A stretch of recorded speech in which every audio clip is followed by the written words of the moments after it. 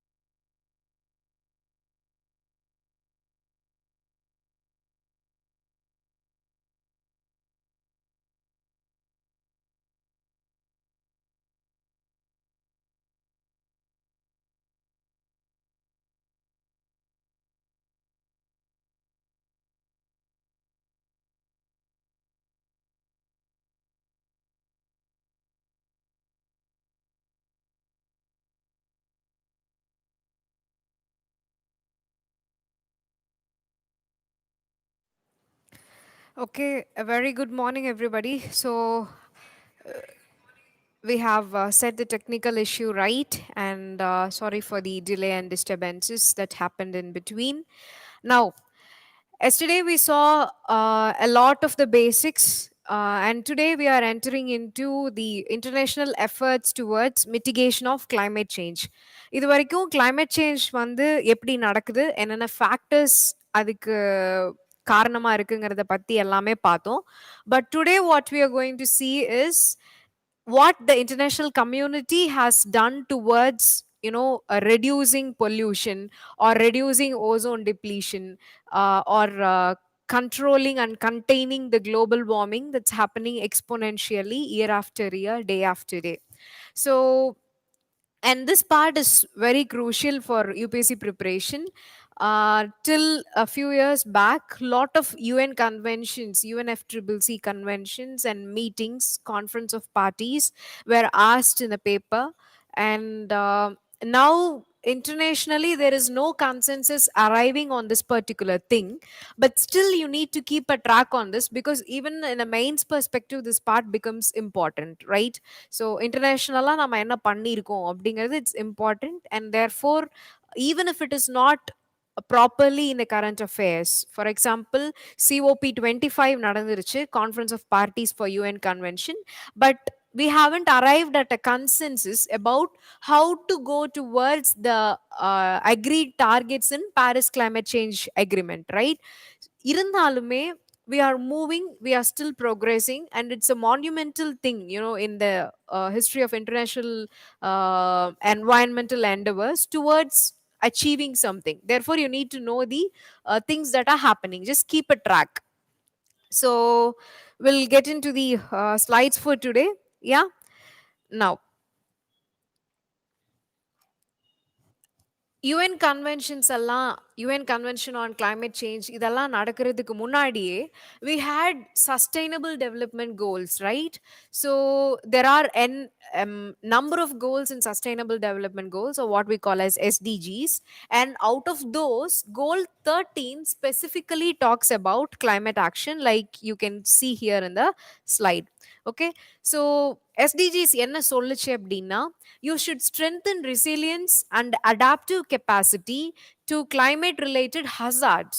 So it specifically spoke about how to deal with hazards that result due to climate change, and it asks us to integrate climate change policies with climate actions. Okay, so நம்மளோட ஆக்ஷன்ஸும் பாலிசிஸும், this is always a problem that we see, right? We have noble goals, okay, we have some letter printed policies in our hand, but what do we really do? Okay, that's entirely different. When Paris climate change conference agreed on 1.5 degrees Celsius reduction of global temperature, it is something very monumental. It was something really great, the target that the world community was able to come up with. However, that was not achievable because there is no consensus after that. 1.5 fix பண்ணிட்டோம், target இருக்கு, but how are we moving towards it? So there is always a problem, in connecting the policies and the actions together. Okay, bringing these two and integrating these two have always been challenging, right? Next, improve education, awareness raising, improve education, awareness raising, and human and institutional capacity on climate change. Yes, so climate change அப்படின்னு சொல்லிட்டு கான்ஃபரன்சஸ்ல பேசிட்டு இருந்தா மட்டும் பத்தாது. What we need to know do is we should make the general public aware about how important this thing is. Then implement commitment undertaken by countries at UNFCCC and fully operationalize the Green Climate Fund. Okay, so இந்த actions எல்லாமே policies எல்லாமே ஆக்ஷன்ஸா மாறாததுக்கான ஒரு main reason என்ன அப்படின்னா, though there is will, there is this cash crunch. Okay, resources are abundant. Okay, we have technology in our hand, but there is not enough funding, and there is no consensus on how to pool a fund towards this. Okay, so this is the problem with the general implementation of all the international conventions. Okay, either the countries stood divided in terms of developed and developing and things like that, or they stood together and still were not able to come up with a number.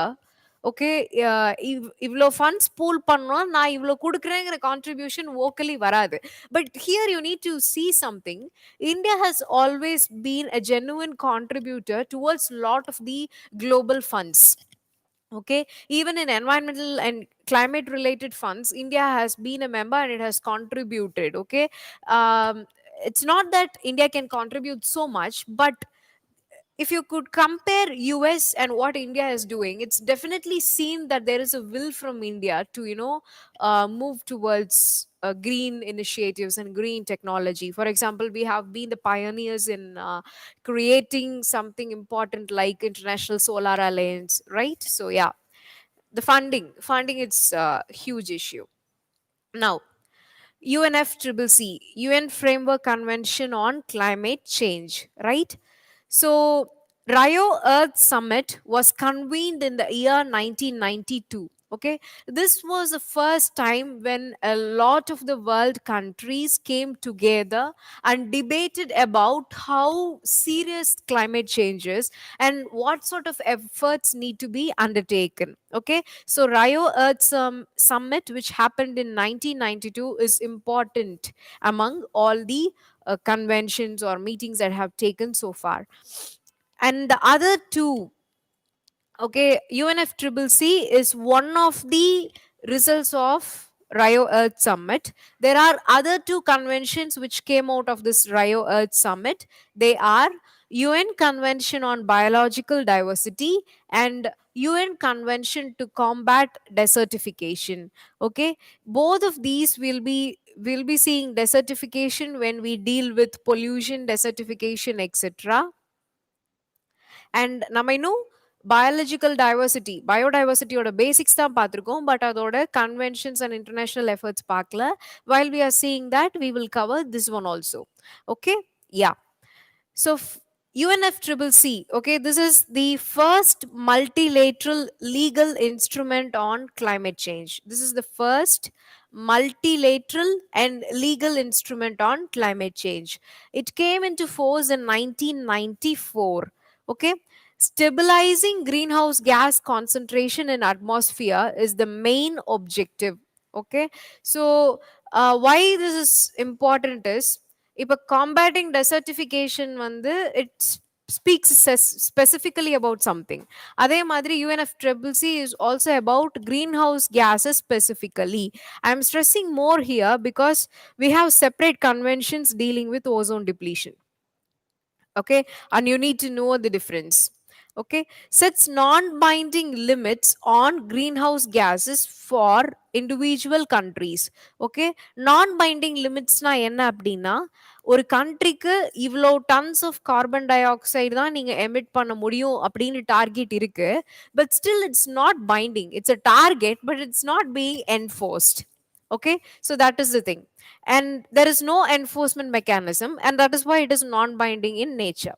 These are the things related to UNFCCC. And there is furthermore, this contains, this convention has 197 parties to it, meaning these many members have been signatories, and they have set up national policies and actions towards this இந்த கன்வென்ஷன்ல இருக்கக்கூடிய பார்ட்ஸை address பண்றதுக்காக. Okay, three main groups have been classified in the 197 parties. Now three main groups are pirichirukanga. First one is annex 1 countries. Annex 1 countries la you have all the industrialized countries that were members of OECD plus countries and OECD countries plus countries in economies in transition. Okay, so economies in transition we call mostly the developing countries, right? So அந்த கண்ட்ரீஸும் இருக்கு, industrialised ஆன developed கண்ட்ரீஸும் இருக்கு annexe ஒன்ல. You need to understand this because later on we will be seeing some mechanisms, and in these mechanisms if comes annex 1, annex 2, a b kind, you should be able to differentiate. Then annex 2 consists of industrialized countries that were members of OECD plus countries but not economies in transition. That is, here you don't have developing countries. Okay, yeah, that's the difference between this and this, you should remember. And non annex 1 parties idhula vandu mostly developing countries da, and they are the countries which are most prone to climate adverse effects. Okay, yeah. So conference of parties 3 enga nadandhathu, it happened in Kyoto, Japan, and that is why it was named as Kyoto Protocol. Okay, this Kyoto Protocol came into existence in 1997.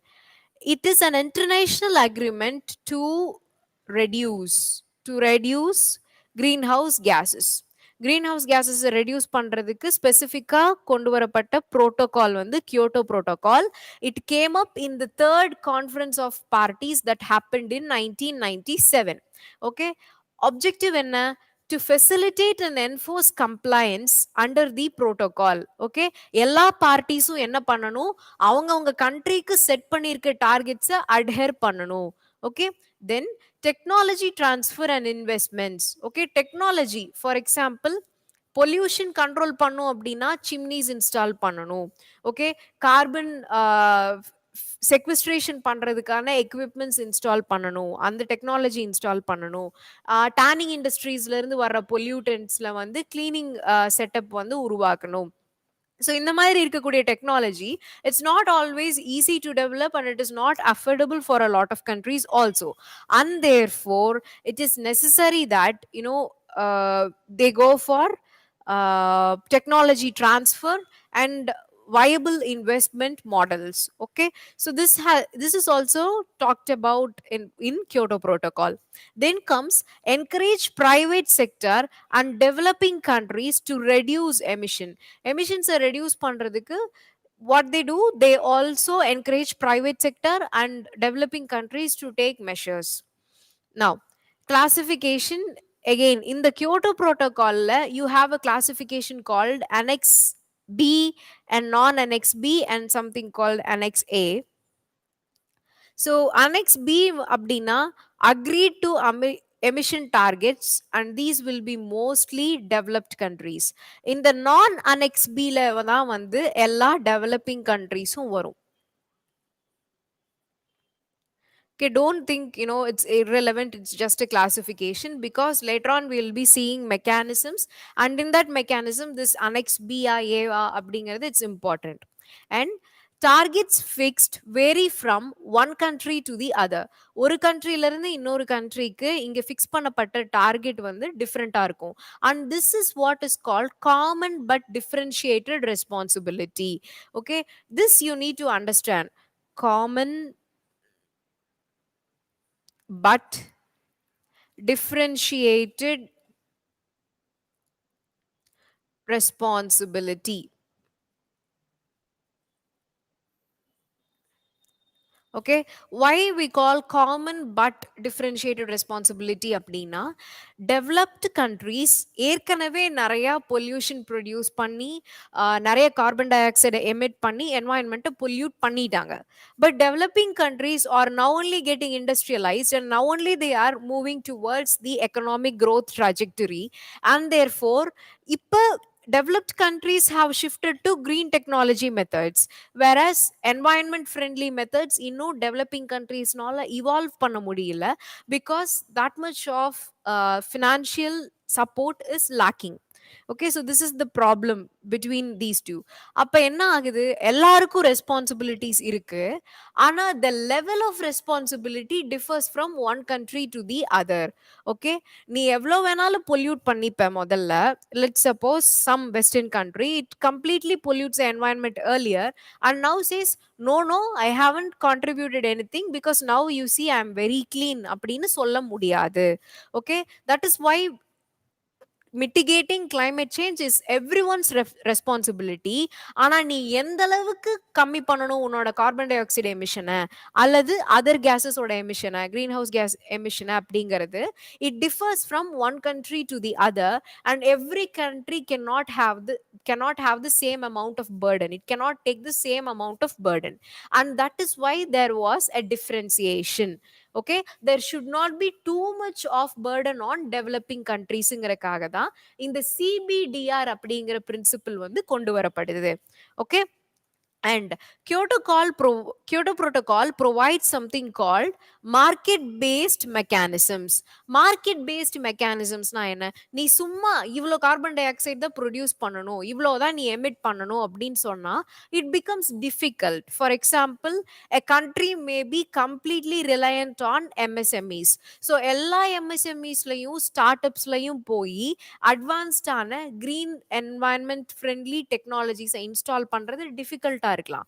அப்ப என்ன பண்ணலாம் அந்த country, it can involve in some market based mechanism. Market based மெக்கானிசம்னா என்ன அப்படின்னா, okay நான் இந்த இடத்துல வந்து அதிகமா கார்பன் டை ஆக்சைடு எமிட் பண்றேன், பட் நான் அதை ஆஃப்செட் பண்றதுக்கு வேற எங்கேயாவது ஏதாவது ஒரு எஃபர்ட்ல இறங்குறேன் அப்படின்னு சொல்லலாம். அதே மாதிரி carbon can be traded. Some country will not have so much of carbon dioxide emission.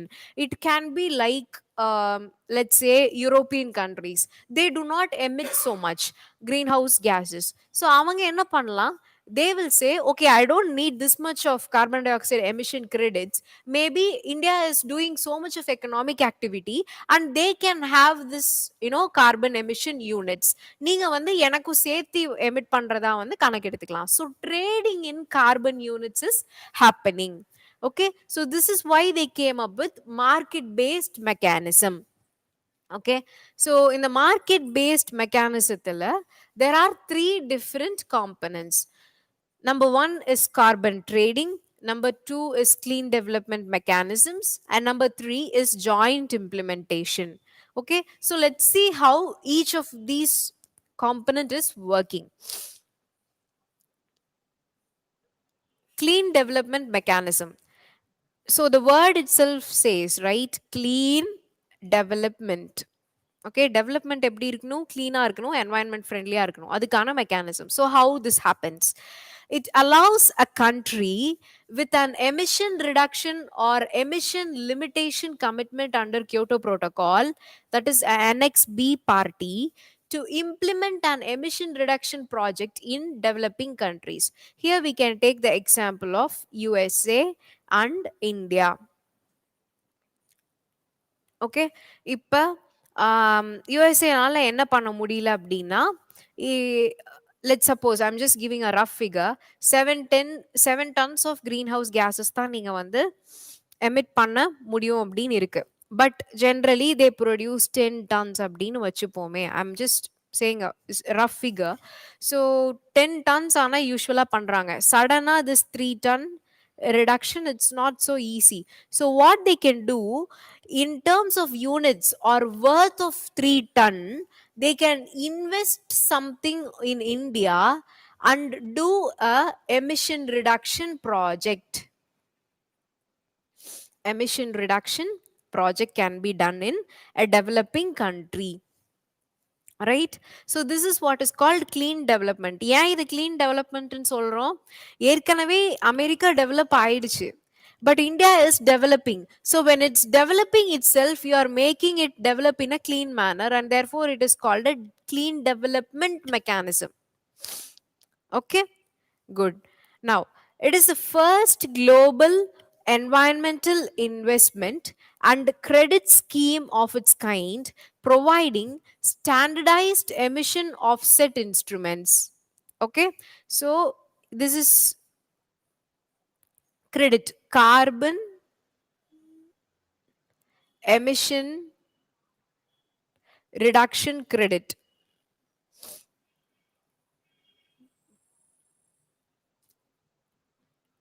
Okay, so நான் சொன்னேன்ல ஆஃப்செட்டிங்னா என்னன்னு புரிஞ்சுதா உங்களோட? இங்கே நீங்கள் அதிகமாக பண்ணுறதுனால you're offsetting it using some other mechanism by investing in developing countries. So இதுதான் வந்து first time clean development mechanism தான் ஃபர்ஸ்ட் டைம் குளோபலி இந்த மாதிரியான ஒரு ஸ்கீமை வந்து ட்ரை பண்ணியிருக்காங்க. Such project can earn saleable emission reduction credits, each equivalent to 1 ton of carbon dioxide, which can be counted towards meeting Kyoto targets. Okay, நான் இப்போ இங்க வந்து ஒரு green house gas reduce ஆகிறதுக்கான ஒரு ப்ராஜெக்ட் பண்ண அப்படின்னா it is equivalent to 1 ton carbon di oxide emission குறைக்கிறது அப்படின்னா, so USA earns 1 carbon emission reduction credit. Okay, according to Kyoto protocol எவ்வளோ கொடுத்துருக்காங்களோ, எவ்வளோ லிமிட் செட் பண்ணியிருக்காங்களோ அதில் வந்து ஒரு பாயிண்ட்டை வந்து நீங்க earn பண்ணதா அர்த்தம். Okay, so this is how it is carried out. Next, coming to carbon trading. It is the name, carbon trading is the name given to the exchange of emission permits. Okay, என்ன பண்றாங்க? For example, here country A and country B. Okay, so they have different targets. Let's say they have 10 tons and B has 5 tons, but ஏக்கு வந்து B 10 வேண்டிய அளவுக்கு necessity இல்லை, 5க்கு வந்து இன்னும் அதிகமாக தேவைப்படுது. So they can exchange their emission permits. They can exchange their emission permits. Okay, அது எப்படி நடக்கும்னா through two mechanisms. One is emission trading and other one is offset trading. Okay, we'll see specifically how these two works. In emission trading, and its emission trading is otherwise known as carbon credit, remember this. Okay, for each annex 1 country, the protocol has assigned a fixed amount of carbon emission in the agreement. This amount is actually the amount of emission which is to be reduced by the concerned country. So ஒவ்வொரு கண்ட்ரிக்கும், ஒவ்வொரு annexe 1 கண்ட்ரிக்கும் there will be some amount fixed. Let's say 10 tons of carbon dioxide equivalent here. Okay, on the other hand, it implies that the country was permitted to emit the remaining amount. Okay, இப்ப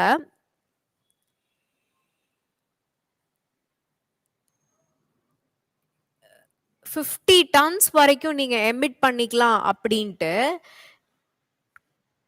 ஒரு limit set பண்ணிருக்காங்க அப்படின்னா, it means you can emit till 50 tons. Okay, and this emission allowance is actually one kind of carbon credit. Okay, இந்த allowance, okay நீங்க இது வரைக்கும் கூட பண்ணிக்கலாம், இந்த அளவுக்கு கூட எமிஷன்ஸ் இருக்கலாம் கிரீன் ஹவுஸ் கேசஸ் அப்படின்னு சொல்லப்படுறது, it is a allowance given to them. Okay, the total amount of allowance is then subdivided into certain units. இந்த 50 tons அஞ்சு யூனிட்டா 10 யூனிட்டா வந்து 10 யூனிட்ஸா பிரிக்கிறாங்க அப்படின்னு வச்சுப்போம்.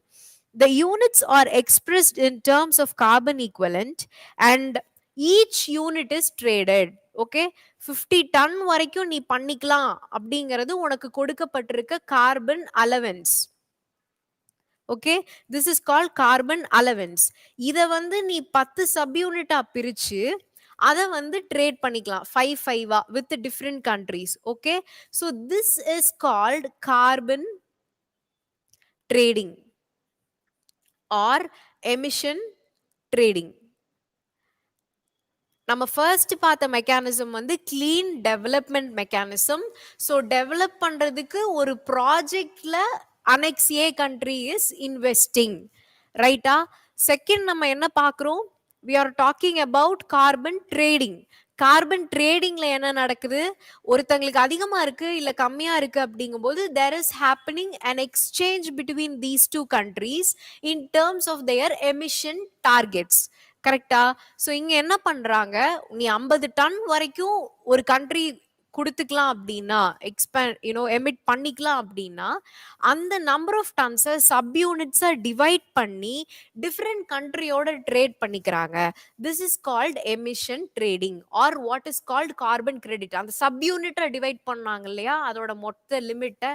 ஸோ அந்த sub unit is called a carbon credit R permit that is traded. Okay, yeah. Now, offset trading or carbon project is to be earned by a country by investing some amount of money in such projects known as carbon projects which will emit less. நம்ம first பார்த்த example மாதிரியே தான், clean development mechanism மாதிரியே தான். ஆனா இங்க என்ன நடக்குது? Investing some amount of money in such project பண்றதுனால, இன்வெஸ்ட்மெண்ட் பண்றதுனால what is happening? They are getting the carbon limit in terms of subunit.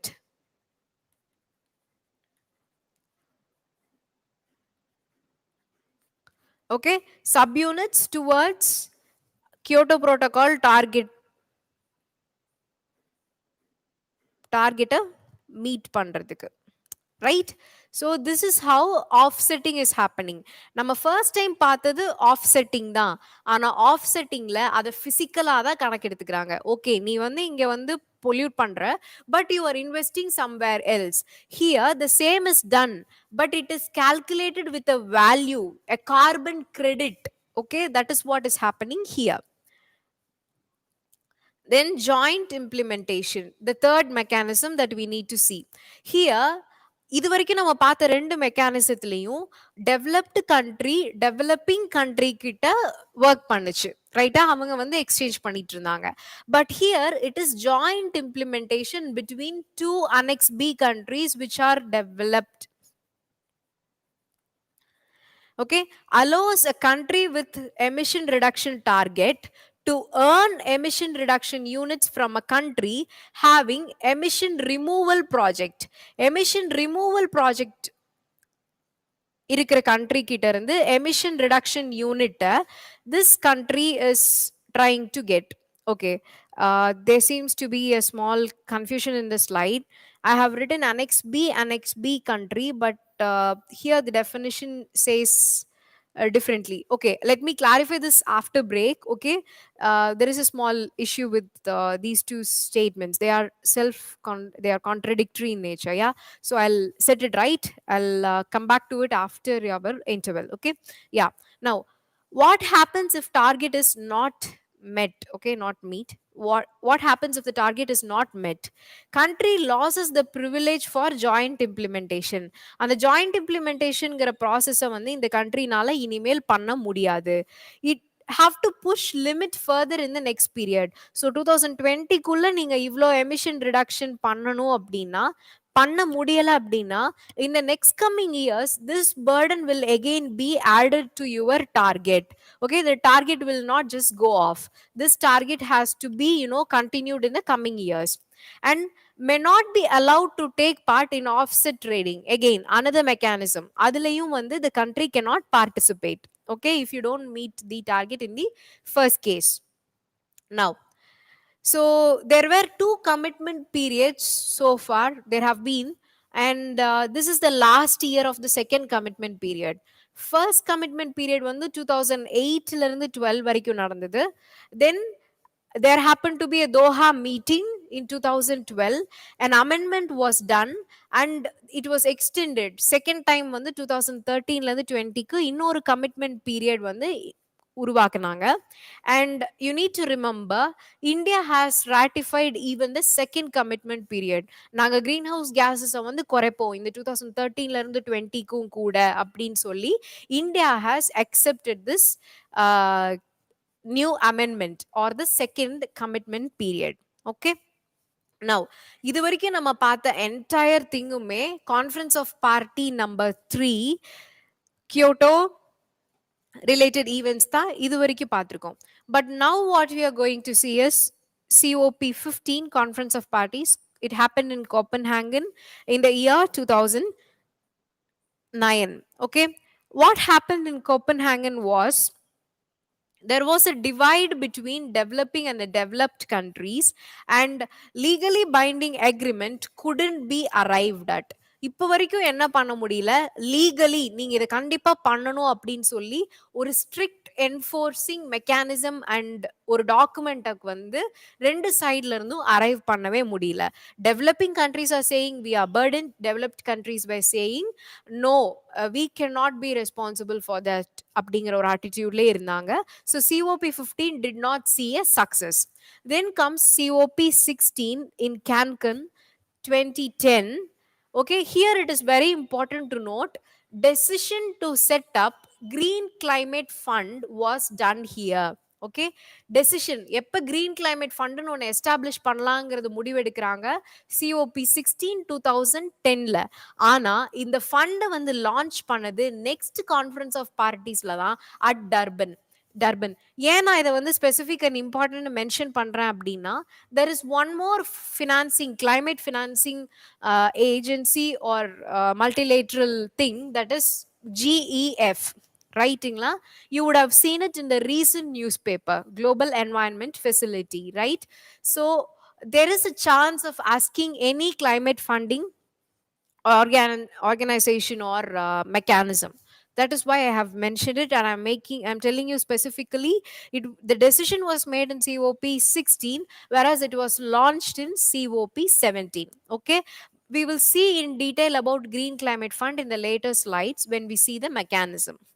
Then proposal to set up a technology based committee to support adaptation and mitigation efforts for developing countries. Developing countries climate சேஞ்சுக்கு adapt பண்றதுக்கும் அதை mitigate பண்றதுக்குமான technologies தேவைப்படும் இல்லையா, அதை finalise பண்றதுக்கு a committee was proposed. Okay, why committee? Because they wanted a scientific design about how to go about it. Okay, now 16க்கு அப்புறம் இம்பார்ட்டன்டான meeting, 16-17க்கு அப்புறம் இம்பார்ட்டன்டான மீட்டிங்ஸ் பெருசா இல்ல. Straight away we come to conference of parties number 21, Paris, in the year 2015. This is very very important in the history of UNFCCC. Okay, efforts towards mitigation and adaptation to climate change beyond 2020. Beyond 2020 what has to be done அப்படிங்கறத கான்கிரீட்டைஸ் பண்றதுக்கு COP21 2015 was a foundation. Okay, and it ended the differentiation between developed and developing countries. அப்படின்னா என்ன, CBDR mechanism நம்ம பார்த்தோம் இல்லைங்களா, common but differentiated responsibilities, that is no more an integral part of COP. Okay, limiting global temperature increase. Okay, how much was the temperature, can you indicate? We have discussed multiple times எவ்வளவு டெம்பரேச்சருக்குள்ள வந்து global temperature ரைஸை வந்து contain பண்ணணும்னு சொன்னாங்க, எவ்வளோ temperature degree Celsius குறைக்கணும்னு சொன்னாங்க?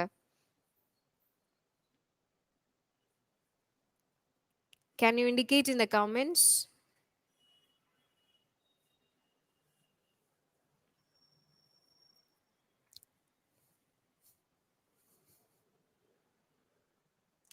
Two degrees Celsius, and if possible 1.5. 2 degrees Celsius, but என்ன threshold? What was the base? 2 degree from what? Current level இல்ல 2020ல இருந்து 2 degrees குறைக்கணுமா, அப்ப இருக்கிற டெம்பரேச்சர்ல இருந்து 2 degrees குறைக்கணுமா, or what was the threshold, what was the base from which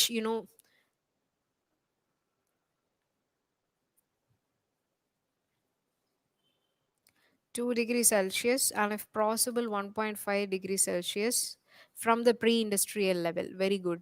Because when you write in your mains, you are supposed to write this properly. Okay, you need to clearly mention from where. Even when you say India is growing at 3.5 percentage, if you go to interview and all, they'll be asking you to be more specific.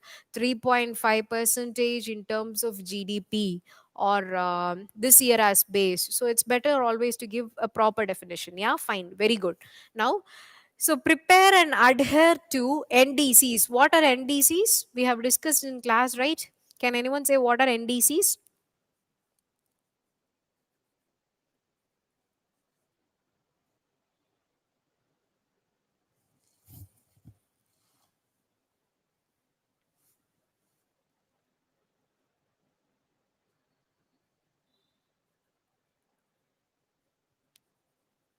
Good. Nationally determined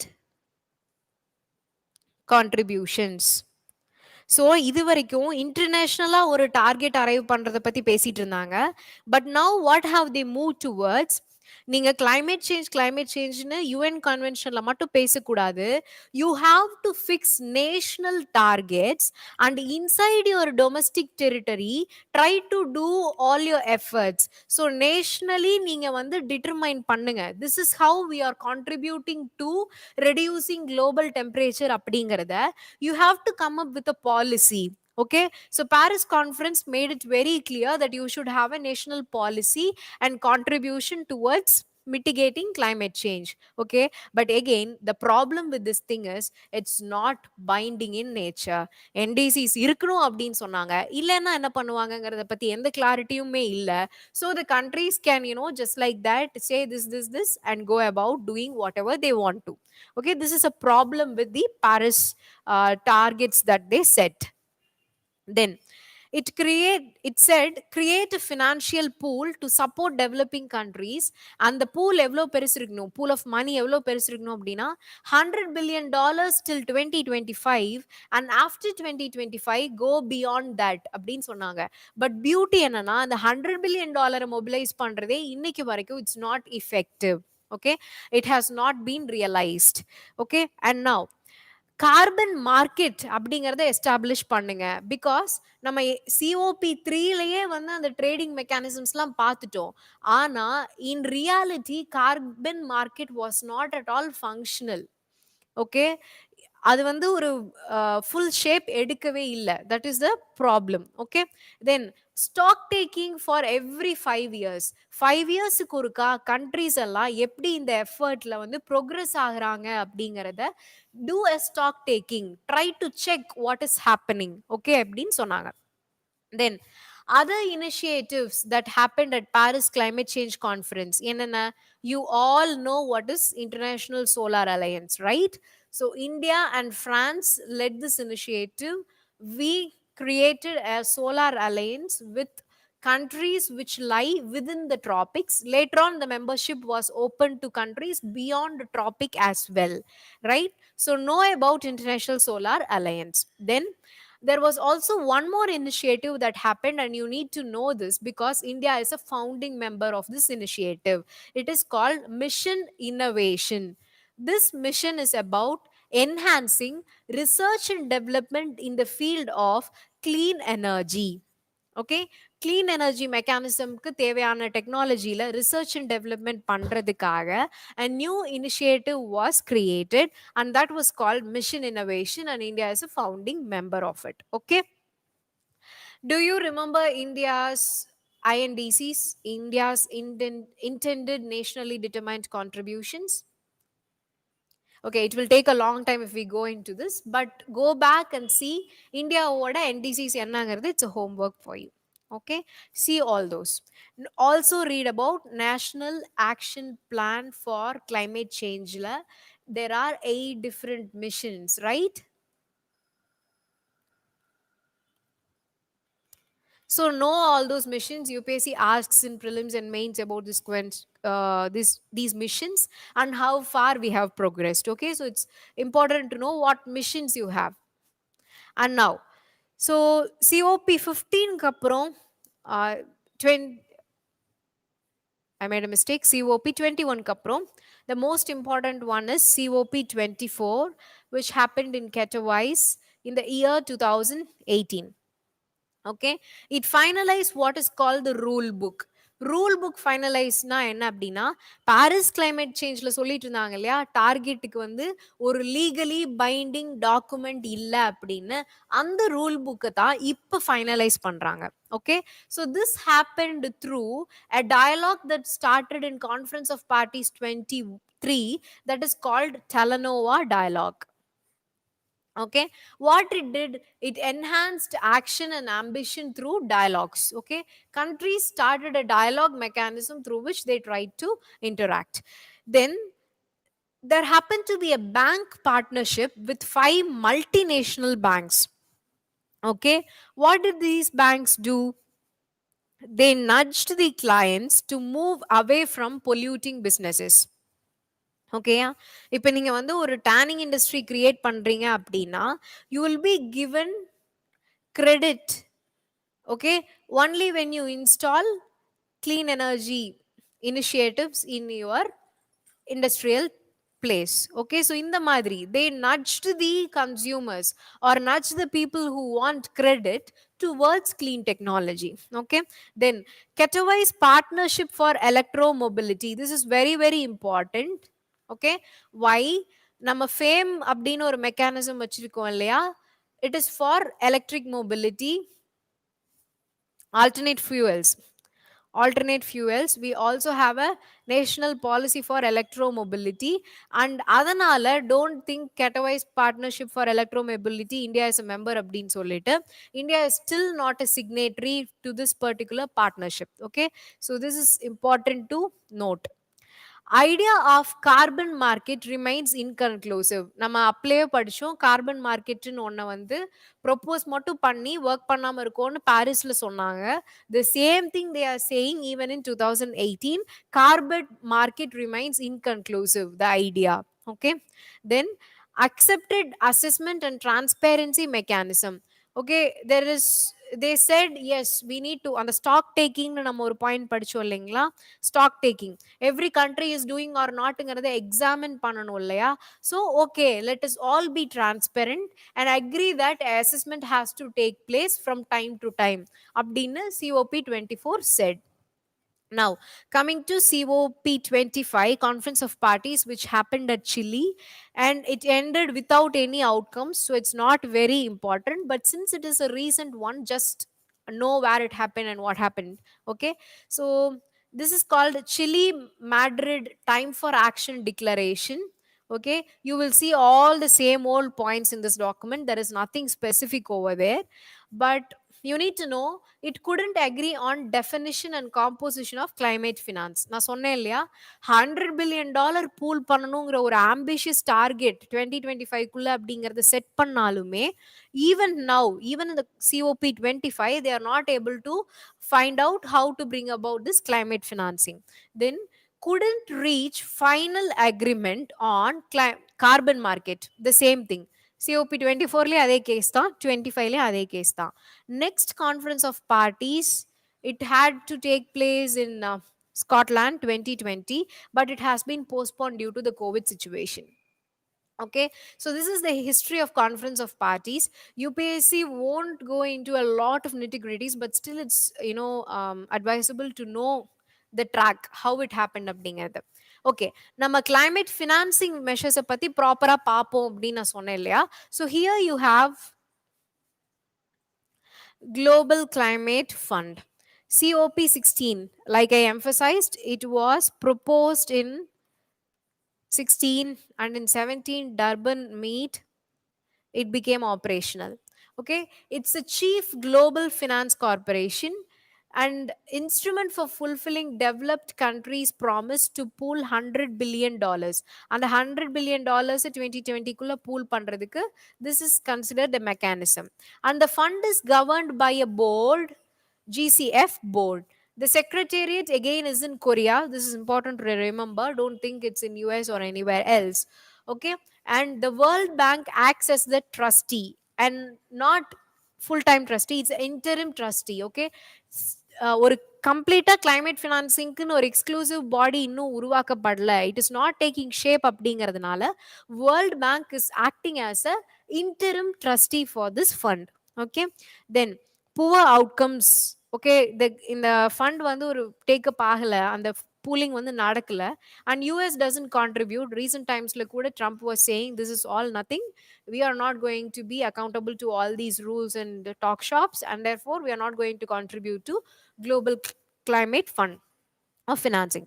Then even the countries which are doing financing, okay, this is about countries that do or that finance, even they, what they involve in is double counting or inflating claims. Okay, அவங்க வந்து என்ன சொல்றாங்க, ஒன்னு அவங்க contributions exaggerate பண்றாங்க, அல்லது இந்த developing countries இருக்காங்க இல்லையா, எங்களுக்கு இவ்வளோ வேணும், இவ்வளோ பேர்டன் இருக்கு அப்படின்னு சொல்றத வந்து it is a inflated figure, it is not a realistic figure அப்படின்னு சொல்லி these countries are claiming. So this is the problem going on. We saw GCF, now we are going to global environmental facility. This is in current affair, so kindly see this properly before your exam. A recent meet has happened. Independent international partnership, 183 countries are part. Do you remember there were 197 parties for the Kyoto Protocol, I guess, right? So um, some conventions they'll get near universal appreciation, and almost all the countries will be signatories. So here it is 183 countries, international institutions and civil society, which means it is a multi-partite institution. And it happened at Rio Earth Summit 1992. 1992 in the mechanism came into place. Okay, you see, it is not new, and it serves as a financial mechanism for Convention on Biological Diversity. நம்ம இவ்வளோ நேரம் பார்த்த அந்த UNFCCC ஓட conference of parties and அவங்களுக்கு கீழே வர protocols. Minamata Convention. What is Minamata Convention related to? Which pollutant it deals with?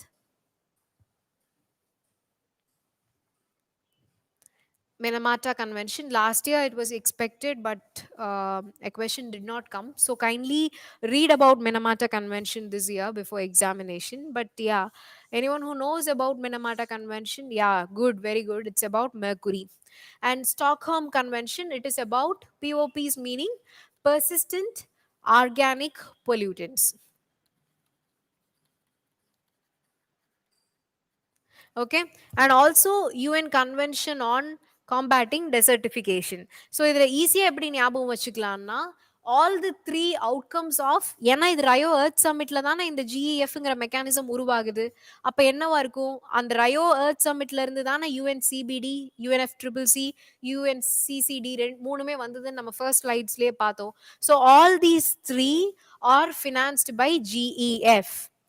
Okay, along with that you remember organic pollutants plus mercury.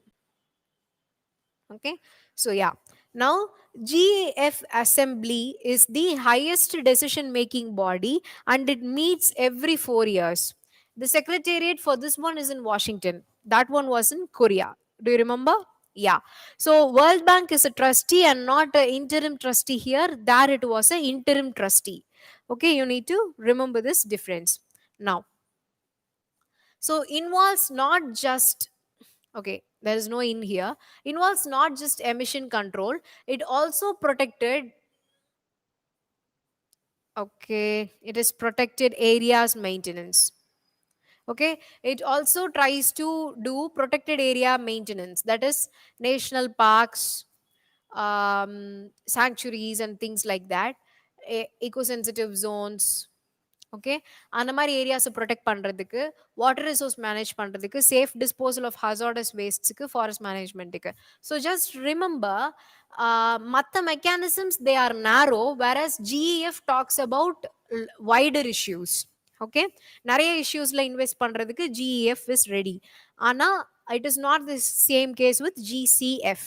Okay, yeah, remember that. GEF, there are totally 39 donors. And what do you think India is? A donor or a recipient? India is a donor for this fund or recipient?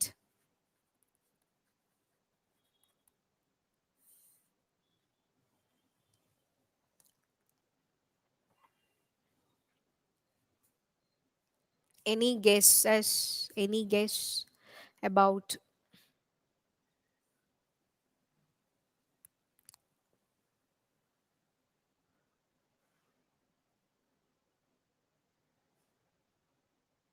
No, no one wishes to guess. Okay, Bhuvaneshwaran says donor. Yeah, so it's donor as well as a recipient. Okay, it has got a lot of projects funded by GEF, and it's a main donor. It is consistently donating. Okay, that is why I asked a question about India here. Contribution, that is இப்போ இவங்கெல்லாம் கொடுக்குற donations இருக்கு இல்லையா, அந்த contribution will be replenished every 4 years. நம்ம இங்க பார்த்தோம் stock taking happens every 4 years அப்படின்னு சொல்லிட்டு எவ்ரி 4 years மீட்டிங் நடக்குது இல்லையா. ஸோ அந்த 4 yearsக்குள்ள அப்போ கலெக்ட் ஆன அமௌண்ட் ஸ்பெண்ட் பண்ணிட்டு they will again come up with new pool. Okay, so that is how this one works.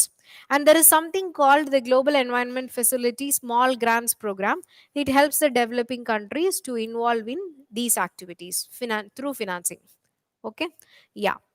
Now coming to IPCC, this is very important. Annually, IPCC or biannually gives a certain reports about how much climate change efforts la நம்ம எவ்வளவு தூரம் போயிருக்கோம் அப்படிங்கிறதுக்கு பொறுத்து. Okay, so IPCC international. Okay, I need to tell what this is now. International Intergovernmental Panel on Climate change. Okay, ஏன் வந்து இதில் இப்படி ஒரு நியூ மெக்கானிசம் அப்படின்னா, தேர் there was a need for scientifically assessing. நம்ம 1.5 டிகிரி செல்சியஸ் அப்படின்னு target fix பண்ணா மட்டும் போதுமா, அல்லது கண்ட்ரிஸ் டார்கெட்ஸ் எப்படி மீட் பண்ணுதுங்கிறத மெஷர் பண்ணுவீங்க. So you need scientific protocols, scientific methods to study the progress of climate change measures, right? And therefore IPCC serves that purpose. Okay, and India is a member of IPCC. It was set up in 1988. Which body has set up? This is very, very important. World Meteorological Organization and UNEP. UN Environment Program and World Meteorological Organization. So kindly remember this. Okay, and it is a backbone for UNFCCC negotiations. So don't think it is completely an outcome of UNFCCC. It was established by WMO and UNEP, and it is a backbone because it gives a scientific evidence. It is a backbone for all the negotiations under UNFCCC. Okay, now so now you're going to answer me this because 1 year and you're going to write exams. Tell me who is giving these index and reports. I have given five. Try and answer this. Who is giving climate risk index? Global climate risk index.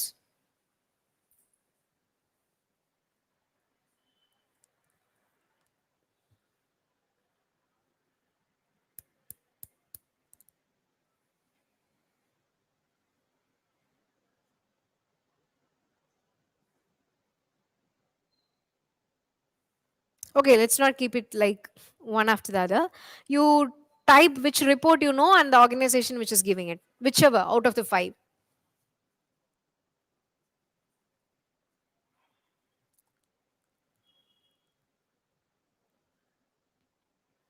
We have discussed global environment outlook already in our classes. I think we have also spoken about state of global climate report.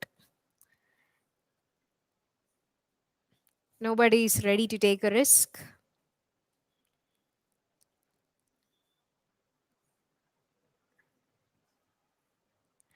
Okay, Vijay Kumar says UNEP, but UNEP for which one? Which report or index UNEP gives?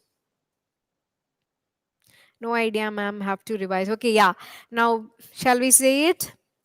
This climate risk index is given by German Watch, and India is the sixth most vulnerable. So remember this one, it's given by German Watch. The state of global climate report is given by World Meteorological Organization. Okay, global climate report given by World Meteorological Organization.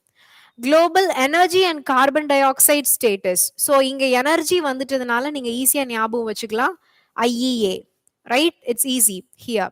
IEA gives global energy and carbon dioxide status report. Next comes global environment outlook. Here Vijay Kumar was right. It says UNEP and climate vulnerability index. The term might sound like it's an international thing, but Indian scientists came up with this. Okay, so you need to remember that. Now, இது வரைக்கும் நம்ம பார்த்தது எல்லாமே global warming global டெம்பரேச்சரை reduce பண்றதுக்கு நடந்த negotiations ரைட்டுங்களா but what we are going to see now it's specific about ozone ozone டிப்ளீஷனை பத்தி ஓசோன் எப்படி ப்ரொடெக்ட் பண்றது அப்படிங்கறத பத்தி we are going to see okay ozone depletion பத்தி இருக்கிற first convention it's Vienna convention okay 1988 it came into force the first kind of in convention to get universal ratification what is meant by universal ratification it means most of the members have become signatories to this particular convention அப்படினு அர்த்தம் okay yeah now promote cooperation by research comma information exchange that is the main objective of Vienna Convention. And it didn't contain any legal targets. This is very important. It is too early to come up with targets. In 1988, ozone pati pesumbodhu, there were not enough evidence about how and what is going on. அதனால Vienna convention என்ன பண்ணுச்சு அப்படின்னா legal targets எதுவுமே fix பண்ணல whereas you can see it coming up in the next thing here you can see Montreal Protocol it came into force in 1989 and it reduces production and consumption of ozone depleting substances ODS refers to ozone depleting substances கிட்டத்தட்ட 100 substances ஓட ப்ரொடக்ஷனை வந்து கம்மி பண்ணணும் அப்படின்னு சொல்லி சொல்றாங்க production and as well as consumption okay and it gave 15 years of time for developing countries 15 years time வந்து கொடுக்குது டெவலப்பிங் கண்ட்ரீஸ்க்கு ஏன்னா இம்மீடியட்டா வந்து நீங்க ரெஃப்ரிஜரன்ஸோட ப்ரொடக்ஷனை குறைக்கணும் ஃபோம் டெக்னாலஜி கூலன்ஸ் டெக்னாலஜியோட ப்ரொடக்ஷனை குறைக்கணும் அப்படின்னு எல்லாம் சொன்னா it's difficult for a developing country to do it right so it gave a time period of 15 years and multilateral fund had to be established for adhering with this protocol then report annually on the import and usage okay import எவ்வளோ import பண்றீங்க ozone depleting substances and எவ்வளோ use பண்றீங்க அப்படிங்கறத countries வந்து report பண்ணணும் அப்படிங்கறத சொல்லிச்சு Montreal protocol no ozone depleting substance trade with non parties this is again important parties to the convention signatories to the convention who have ratified this document should not sell these ozone depleting substances to a non party எதனால நான் பார்ட்டிக்கு அனுப்புனீங்கன்னா அவன் என்ன பர்பஸ்க்கு use பண்றான் what is the reason what is being traded and how much is being ட்ரேடடுங்கிறது நமக்கு தெரியாது ஏன்னா ஆனுவலா ரிப்போர்ட் பண்ணணும் இல்லையா ஸோ நான் பார்ட்டி கிட்ட you cannot ask for a report இல்லையா so that is why non parties கூட ஓசோன் டிப்ளீட்டிங் சப்ஸ்டன்சஸை ட்ரேட் பண்ண முடியாது தென் இட் கவர்ஸ் என்னென்ன ஓசோன் டிப்ளீட்டிங் சப்ஸ்டன்சஸை கவர் பண்ணுது அப்படின்னா chlorofluorocarbons halons CFCs carbon tetrachloride methyl chloroform and methyl bromide these are the substances that are covered under it so remember these okay then ratified 197 parties ratified by 197 now here it is near universal right India already phased out CFC and CTC. This is very, very important. CTC is carbon tetrachloride. Like we saw in the last slide, India வந்து already phase out பண்ணிடுச்சு CFC-ஐயும் CTC-ஐயும். Presently, it has also agreed to phase out HCFC by 2023. 2023-குள்ள HCFC-ஐயும் phase out பண்ணிடுவோம் அப்படின்னு India has promised. Okay? Now, coming to Kigali Agreement. Kigali Agreement அப்படிங்கிறது என்ன adoption of amendment to Montreal அந்த Montreal Protocolல நம்ம 100 substance பண்றோம் இந்த இயர்க்குள்ள பண்றோம் அப்படின்னு செட் பண்ண டார்கெட்ஸை கிகாலில நடந்த மீட்டிங்ல அமெண்ட் பண்றாங்க ஓகே ஃபேஸ் அவுட் ஹெச்எஃப்சி ஹெச்எஃப்சியையும் நம்ம வந்து ஹெச்சிஎஃப்சி வேற Here we are talking about HFC. இதையும் வந்து phase out பண்ணுங்கிறத பத்தி பேசுறோம். And this HFC is not a ozone depleting substance, but it is 1,000 times more dangerous than carbon dioxide. And that is why we are using we are saying we need to phase out this HFC as well. India has promised to. Okay, இந்தியாவும் HFCs நாங்க குறைச்சறோம் அப்படின்னு promise பண்ணிருக்கு. 58 parties only ratified so far. Okay, இது வரைக்கும் பாத்தீங்கன்னா நிறைய countries ratify பண்ணியிருந்தாங்க, which is the case with this Montreal Protocol. 197 parties, but here only 58 parties have ratified. Okay, this is legally binding, and that is why most countries are not, because it is legally binding. நீங்க பண்ணி ஆகணும், mandatory targets are there. Okay, so Kigali targets வந்து எதுக்கு helpful அப்படின்னா, global நம்ம இங்க பார்த்தோம் இல்லைங்களா, HCFC பத்தி தான் பேசியிருக்கோம். It is not exactly ozone depleting substance, ஆனாலும் 1,000 times more powerful than carbon டை ஆக்சைட்னா அந்த அளவுக்கு குளோபல் வார்மிங்க்கு கான்ட்ரிபியூட் பண்ணுது. அது ஸ்ட்ரெயிட்டவே ஓசோன் டிப்ளீட் பண்ணலைனாலும் குளோபல் வார்ம் பண்றதுக்கு இதா இருக்கு. அதனால என்ன பண்ணுது, இதை வந்து ரெடியூஸ் பண்றது மூலியமா பாரிஸ் கிளைமேட் சேஞ்ச் கன்வென்ஷன்ல இருந்த டார்கெட்ஸை வந்து நம்மனால மீட் பண்ண முடியும். Okay, so this is the end of this particular thing. We shall meet after a small break. Okay, thank you.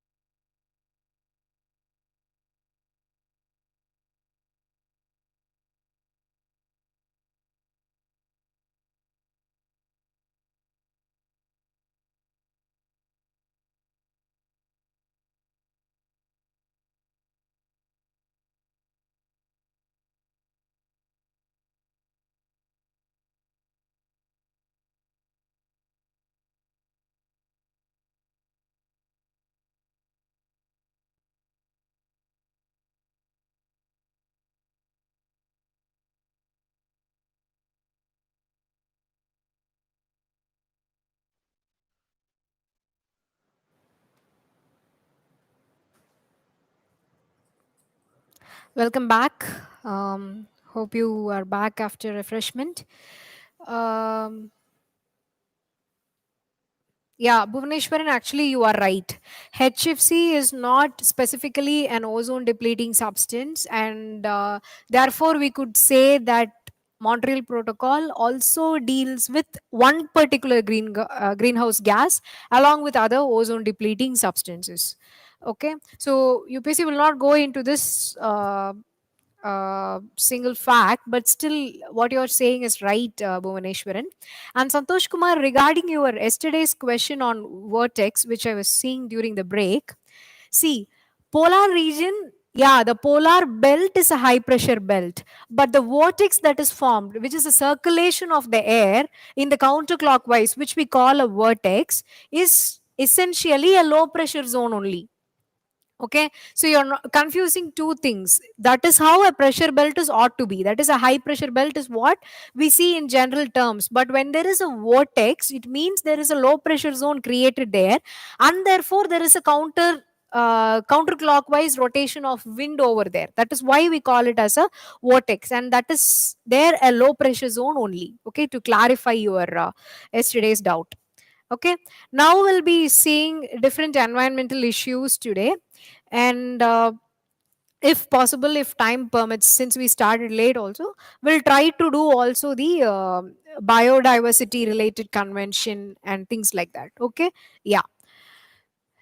So these are like perennial areas which you will have idea about: deforestation, forest fires, air pollution, plastic pollution, water scarcity, soil pollution, light pollution, and noise pollution. Okay, so first thing regarding deforestation, REDD, this is a previous year question, hope you remember that. And the United Nations program on this REDD, it is a multilateral collaborative program. Okay, so it is a collaborative program. Remember that FAO is involved in it, UNDP is involved, and UNEP is involved. So this is a specific thing. Okay, you see FAO collaborating with UN organizations. Okay, it was created in 2008 in response to UNFCCC decisions on Bali Action Plan and REDD at COP13. And it partners with developing countries to support them in establishing the technical capacities needed to implement REDD plus and meet UNFC requirements for REDD plus. Okay, this is nothing. Okay, what is happening is FAO, UNDP, and UNEP have collaborated to see to that deforestation is contained, and therefore, um, we gradually move towards fulfilling the UNFCCC targets. Okay, that is the basic. Then, so what is REDD plus? It is a voluntary climate change mitigation approach. Again, you see voluntary. Okay, that has been developed by parties to the UNFCCC, and REDD plus goes beyond simply deforestation and forest degradation. REDD ல வந்து வெறும் ஃபாரஸ்ட்ல மட்டும்தான் concentration இருக்குதுங்க. அதுவே this REDD plus, what it does, it incentivizes developing countries to reduce emission from deforestation and forest degradation, conserve forest carbon stocks. Okay, forest carbon stock வந்து conserve பண்றதுக்கு help பண்ணுது, and sustainably manage forest, enhance forest carbon stock. Okay, so conserve, enhance, and sustainably manage. Okay, it goes a step further in managing the forests. Okay, now there is one more thing called the Forest Carbon Partnership Facility. It's a global partnership between governments, businesses, civil society organization, and also indigenous people. And the World Bank assumes the function of trustee and secretariat. So World Bank repeat environment. So be keen about that. Okay, the World Bank, the Inter-American Development Bank, UNDP, இது மூணுமே delivery partners under the readiness fund and responsible for providing REDD plus readiness support. So deforestation activities நடக்கும்போது அதை தடுக்கிறதுக்கு அஃபாரஸ்ட்ரேஷன் பண்ணணும் அப்படின்னா REDD plus will help, and it is done through the forest carbon partnership facility, where governments collaborate with businesses, civil society organizations, and indigenous people. And there is a fund, and there is a trustee, that is a World Bank is the trustee that is implementing this program. In Along with the World Bank, there is also the Inter-American Development Bank and United Nations Development Program. Okay, they help in delivering these afforestation facilities. Okay, afforestation பண்றதுக்கு it is helping. Now, so you have to read about these two when you come for tomorrow's class. Okay, we'll be having questions on this. Biocarbon Fund Initiative and Global Climate Change Alliance. Okay, Global Climate Change Alliance you can occasionally see in news, but this is again a fund initiative, so you should be knowing about this. Please kindly go and look at Biocarbon Fund Initiative and Global Climate Change Alliance. Okay, now coming to air pollution, the perennial problem in almost all the Asian countries and especially developing countries. And so, sources of air pollution, vehicles, industries, construction sites and mines, fires, natural processes. So, yeah, remember that natural processes. What are the natural processes that can lead to air pollution? Volcanic eruptions. What else? Forest fires. Yeah, so these are also natural resources and processes that result in air pollution. Celebration and crackers, the government has now banned certain crackers and said only green crackers are allowed, because one day of celebration creates pollution. Even in the COVID times, the most affected are urban people, who are again living in a completely air polluted environment, because their immune system is consistently in fight with the pollutants in the environment, in their immediate environment. And therefore what happens, they become really not so good to deal with new challenges that the immune system of the body faces, whereas other people who are living in other healthier conditions where there is no air pollution, the immune response is relatively better. Okay, yeah. So the types of air pollutants, you have different types like primary and secondary. There is also a chance, if a primary pollutant வச்சு கேக்குற மாதிரி primary and secondary responses வச்சு எப்பவுமே differentiate பண்ணி you question கேட்கறதுக்கான chances அதிகம்.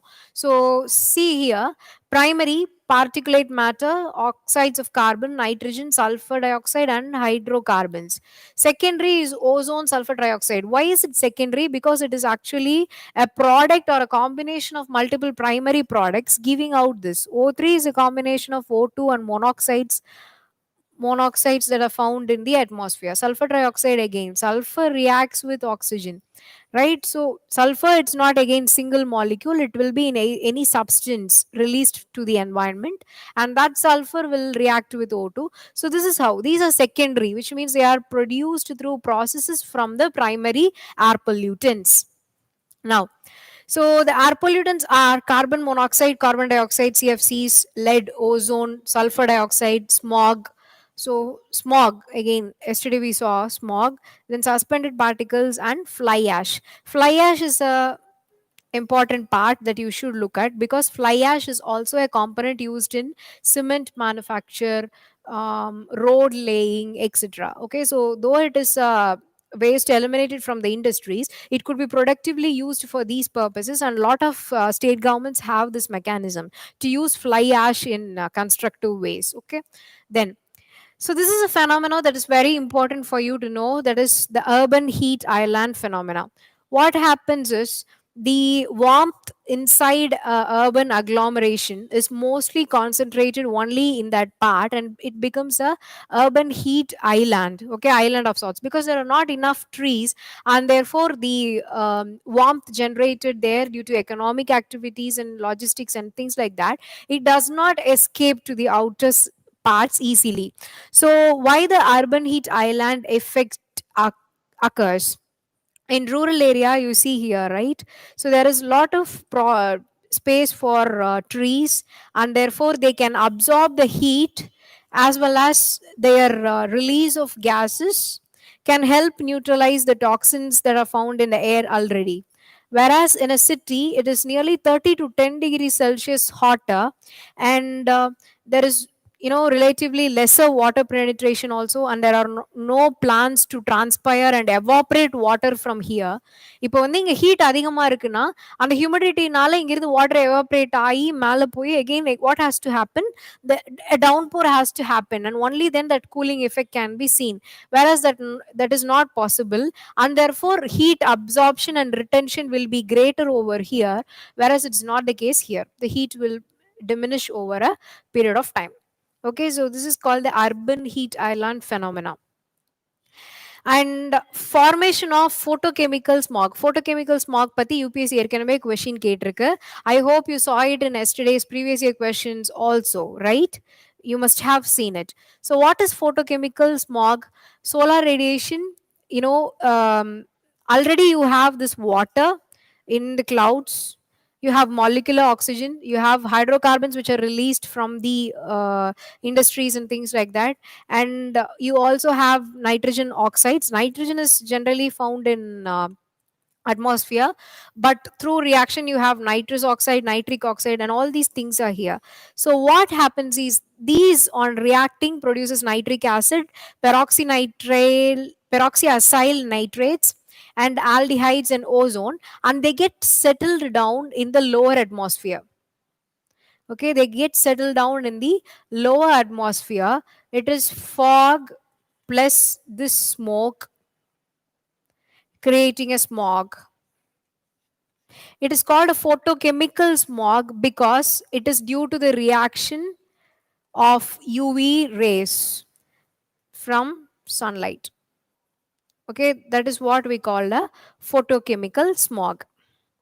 Then, so according to WHO, World Health Organization, air quality guidelines, so these are the permissible levels of pollutants. Okay, in the level kulla dhaan irukano. Okay, but we are nowhere near this. Okay, that is the reason thing. Now, coming to the health impacts due to air pollution.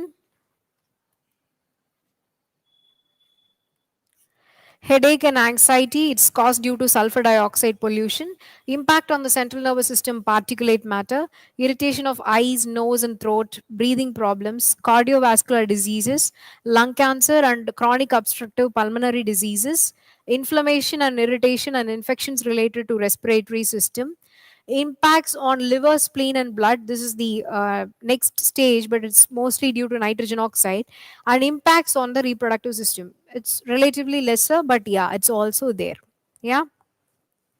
Now, so sources of pollutants என்னன்னு பார்த்தோம்னா ஈஸியா நம்ம நாலா classify பண்ணிடலாம். It is the energy related industry, or it is the agriculture which is releasing it, or it is industry or the traffic. Okay, very easy. Human anthropogenic அப்படின்னு எடுத்துட்டோம்னா it's very easy to say or bring down any other thing into these four categories. ஒன்று energy செக்டாராக இருக்கணும், like hydro, no, not hydro, exactly, thermal energy plants, coal plants, and things like that. Then agriculture, agriculturally you see ammonia, right? Then industries you get nitrogen oxides, even from traffic. Industry and traffic both can lead to volatile organic compounds, okay, hydrocarbons, which are okay. So then the effect causing pollutant, then also the effect is also given. This is for you to just go through. And we have something called air quality index in India, and if it is good, like 0 to 50 points, it's creating minimal impact. Satisfactory, moderately polluted, very poor and severe. So it has 6 stages in quantifying the air pollution. Okay, so 6 AQI categories. அது என்ன categories னு பார்த்திருக்கோம். The important thing is it measures 8 pollutants. This is what you should note. 8 pollutants. PM10, PM2.5, nitrogen oxide, sulfur dioxide, carbon monoxide, ozone, NH3, and PB. Rather than mugging up what is there, it's easy to see what is left out. carbon dioxide is left out, right? And in the madri, if you have a list of things, it's sometimes easy to measure what is left out. அதே மாதிரி இங்க பாத்தீங்கன்னா lead இருக்கு, ஆனா mercury இருக்காது. So அந்த மாதிரி ஒவ்வொரு ஏரியாலையும் ஒவ்வொன்று விட்டுருப்பாங்க. இதுல வந்து மீத்தேன் கிடையாது, because methane is again agricultural by product, and ammonia, okay, NH3 is here. So you need to remember these 8 pollutants, okay? And AQI is known as one number, one color, one code description. That is, depending on the number that you get, 0 to 50, and அதில் கிடைக்கிற நம்பரை பொறுத்து one color will be used as a symbol, and that color signifies one particular condition in air pollution, like it's severe or very severe. இது என்ன கண்டிஷனுக்கு correspond பண்ணுதுங்கிறத you can see. Then National Clean Air Program. Okay, it, it is again easy. It is to meet the prescribed annual average ambient air quality standard. Air quality standard maintain பண்றதுக்காக at all locations in the country in a stipulated time frame. Tentative national level target வந்து 20 ல இருந்து 30% particulate matter 2.5 and particulate matter 10 வந்து குறைக்கணும் by 2024 குள்ள அப்படின்னு this NCAP has proposed in the year 2017, and 2017 ஓட pollution levels பேஸா வச்சு, okay, this is the base. இங்க இருக்க பொல்யூஷன் லெவலை பேஸா வச்சு அதுல இருந்து 20 to 30% reduction has to be done within 2024. This is the target set, okay? Then இதுல அப்ப நேஷனல் கிளீன் ஏர் ப்ரோக்ராம்ல என்ன பண்றாங்க, டார்கெட் செட் பண்ணியாச்சு. So what are they going to do? It is involving in plantation drives. You plant more trees.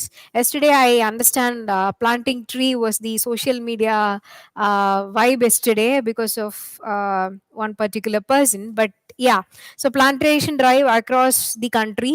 Knowledge and database augmentation, okay? So we need emission inventories. Emission inventories na enna, local areasல வந்து எவ்வளோ வந்து pollution இருக்கு, ஒவ்வொரு particular case எப்படி இருக்கு அப்படிங்கறத test பண்றதுக்கு laboratories வேணும் இல்லையா, இன்ஃப்ராஸ்ட்ரக்சர் வேணும்.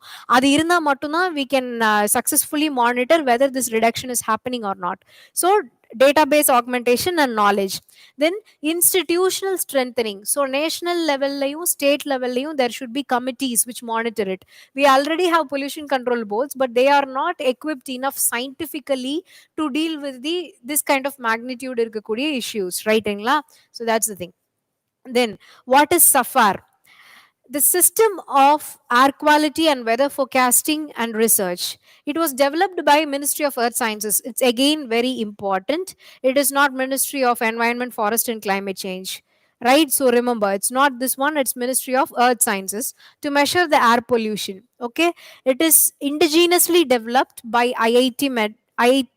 Indian Institute of Tropical Meteorology and Indian Meteorological Department, okay? It's operationalized by this has developed it, and this is operationalizing it, okay? Just know the difference and remember it. So இது என்னெல்லாம் measure பண்ணுது? Even in AQI you saw these two. You remember PM 2.5 and PM 10. Ozone, carbon monoxide. This also doesn't measure carbon dioxide because it's a very prominent gas. It is definitely found in the atmosphere even in a natural environment, and it is also involved in respiration, and it's not a very great indicator of pollution per se, right? That is why it gives no attention towards carbon dioxide. But carbon monoxide is there, nitrogen oxides are there, sulfur dioxide, and you can see specifically hydrocarbons named in this. And mercury is found here, anga mercury illa, ana lead வந்து here it is missing. Lead is not counted here, கரெக்ட்டுங்களா? அதே மாதிரி ammonia is also not counted here, correcta? So contrast these two, remember which one is measuring what. Now, so since air pollution is constantly in news, and especially our urban agglomerations becoming the important centers of air pollution, and India trying to beat China and China vice versa beating India in air pollution, it's becoming a serious thing. So this year you need to know much more. You need to know the convention that is talking about air pollution. So the convention on long range transboundary air pollution. இப்போ India pollute பண்ணுதுன்னா problem இந்தியாவுக்கு மட்டும் இல்ல, all the climate related things are globally connected. So இந்தியாவில் ஒரு problem நடந்ததுன்னா it's a climatic disturbance that is happening throughout the world, and therefore there as a convention to deal with it in a transboundary manner. Transboundary na enna? Beyond boundaries, right? Yeah.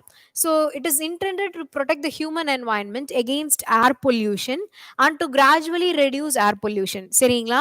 இதை யார் implement பண்றது?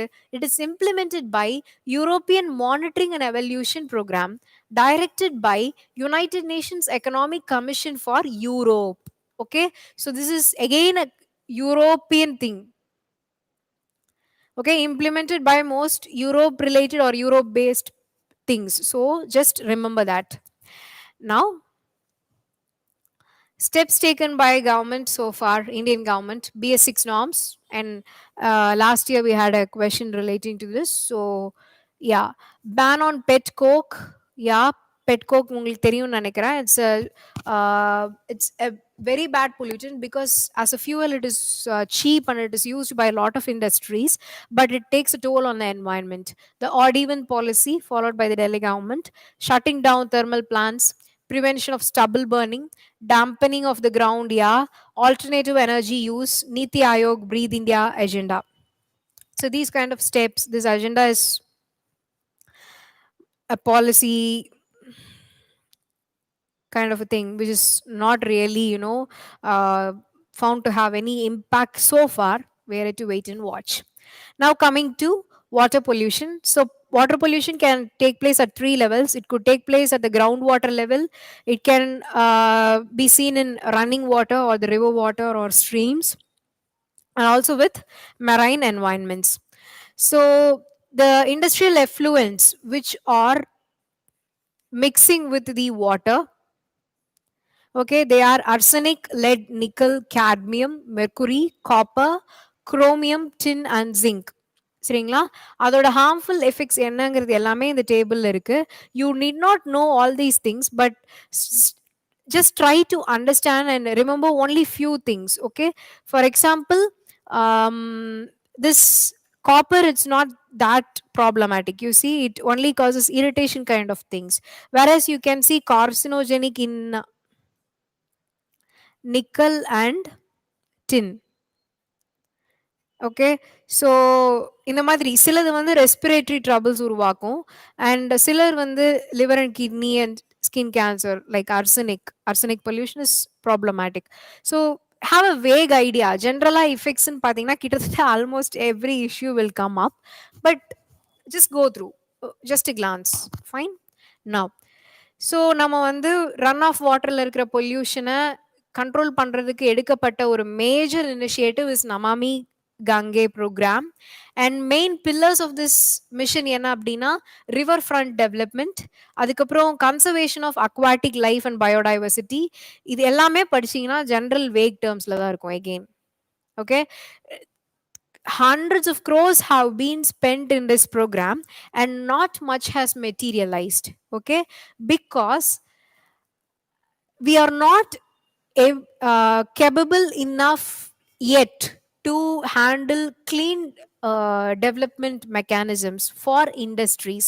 Okay, திருப்பூர்ல வந்து சாயக்கழிவு பட்டறைகள் வந்து இன்னும் environment இது பண்ணிட்டே தான் இருக்கு அப்படின்னா, we have pollution control boards, but they can't go and keep checking the industry every single day.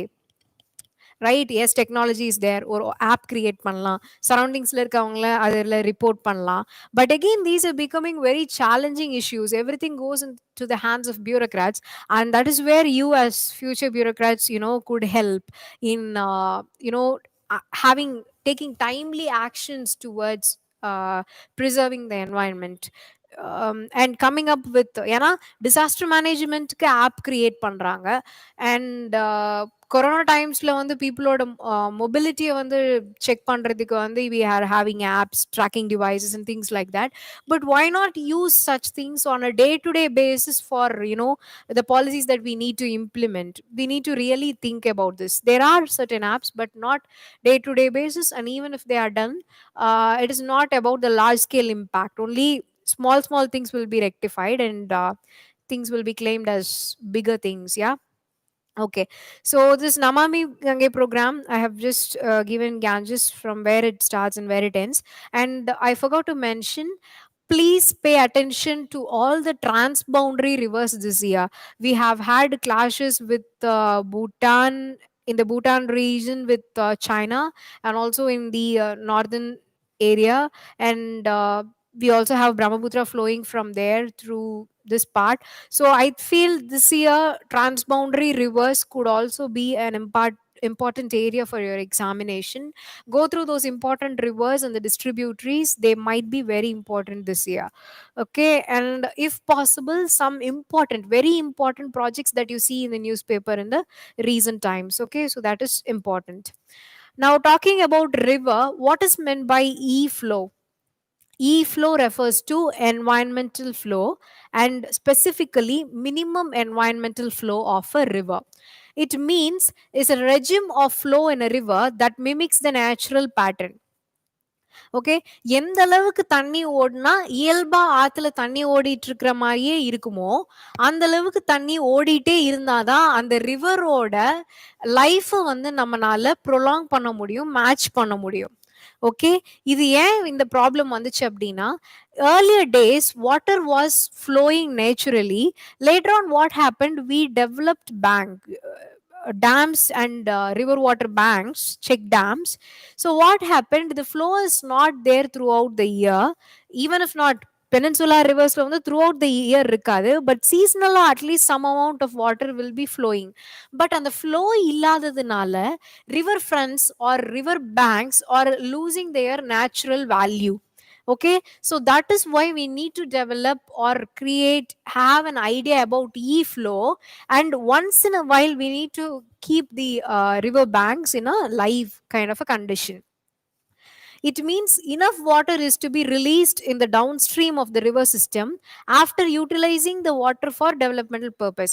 இப்போ நீங்க வந்து ஹைட்ரோ எலக்ட்ரிசிட்டி ஜெனரேட் பண்றதுக்காக டேம்ஸ் கிரியேட் பண்றீங்க அப்படின்னா, அது போக பேலன்ஸ் வாட்டரை at least some amount should be released outside as a minimum e flow so that the balance is maintained and the river bank is preserved. Okay, now water runoff, I mean the flowing river, அதை பத்தி பார்த்துட்டோம். Now we are talking about marine pollution. Reasons you again know, oil spills and disasters related to it, lot of ship freight and related stuff. Okay, so what are the conventions and organizations dealing with it அப்படின்னு பார்த்தீங்கன்னா, International Convention on Oil Pollution Preparedness, Response and Cooperation adopted by IMO. Okay, and IMO has also established like International Convention for the Prevention of Pollution from Ships. Yeah, oil ஒன்னு, ship ஒன்னு, இது ரெண்டு தான் major pollution contributing factor. So இது ரெண்டுக்குமே there are IMO conventions. So Bhuvaneshwaran says rather than saying not having capacity, it's more appropriate to say lack of willingness. Since we move towards capitalism, environment stringent things goes against ease of doing business, which the government is obsessed with. Yeah, Bhuvaneshwaran, that's a very good remark. Yeah, we are moving towards capitalism, but I don't think we really understand the meaning of sustainable development. And எனக்கு அந்த ஸ்டேட்மெண்ட்டுக்கு இன்னுமே அர்த்தம் புரியல. We leave behind something for the others னு சொல்றாங்க. What is that something?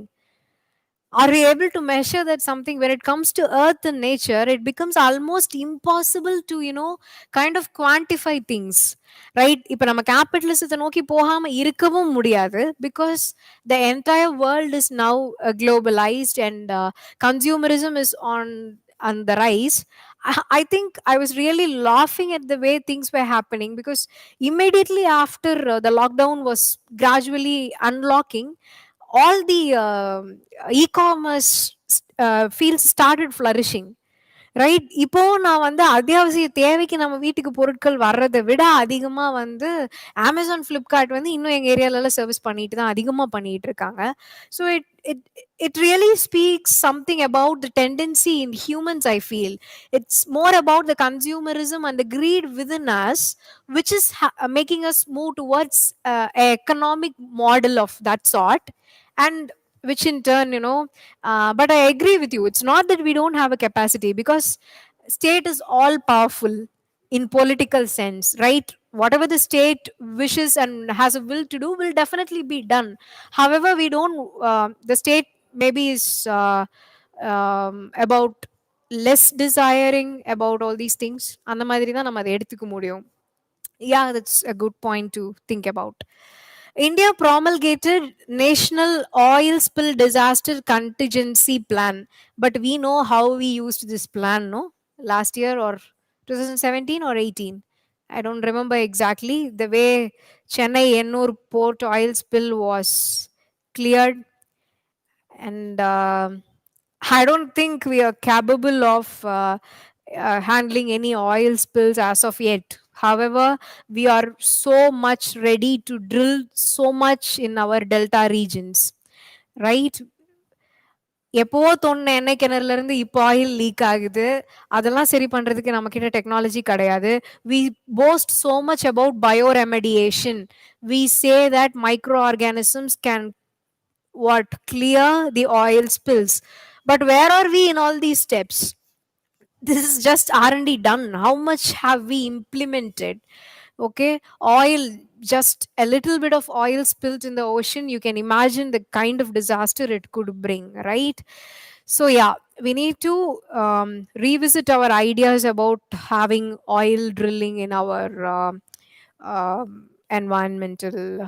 environmentally sensitive delta regions, especially because those are the granaries of our country. It ensures food security. Yeah.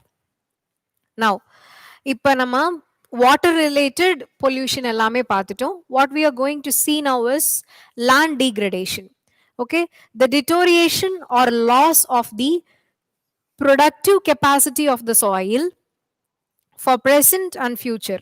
இப்ப நமக்கு மண்ணு நல்லா இல்லாம இருக்கலாம், இல்ல இனிமேல் வரப்போற கிராப்பிங் டைம்ஸுக்கு வந்து சூட்டபிளா இல்லாம போகலாம். So the deterioration in the productive capacity, agricultural productive capacity of the soil or the land. Okay, that is what we call as land degradation. And so இங்க என்ன நடக்குது? பயோபிசிக்கல் என்வாயன்மெண்ட் இஸ் டிஸ்டர்ப்ட்னு சொல்றாங்க. What you mean by biophysical? It is also about the biology in the sense we don't let weeds to grow, we don't let insects to wander over there.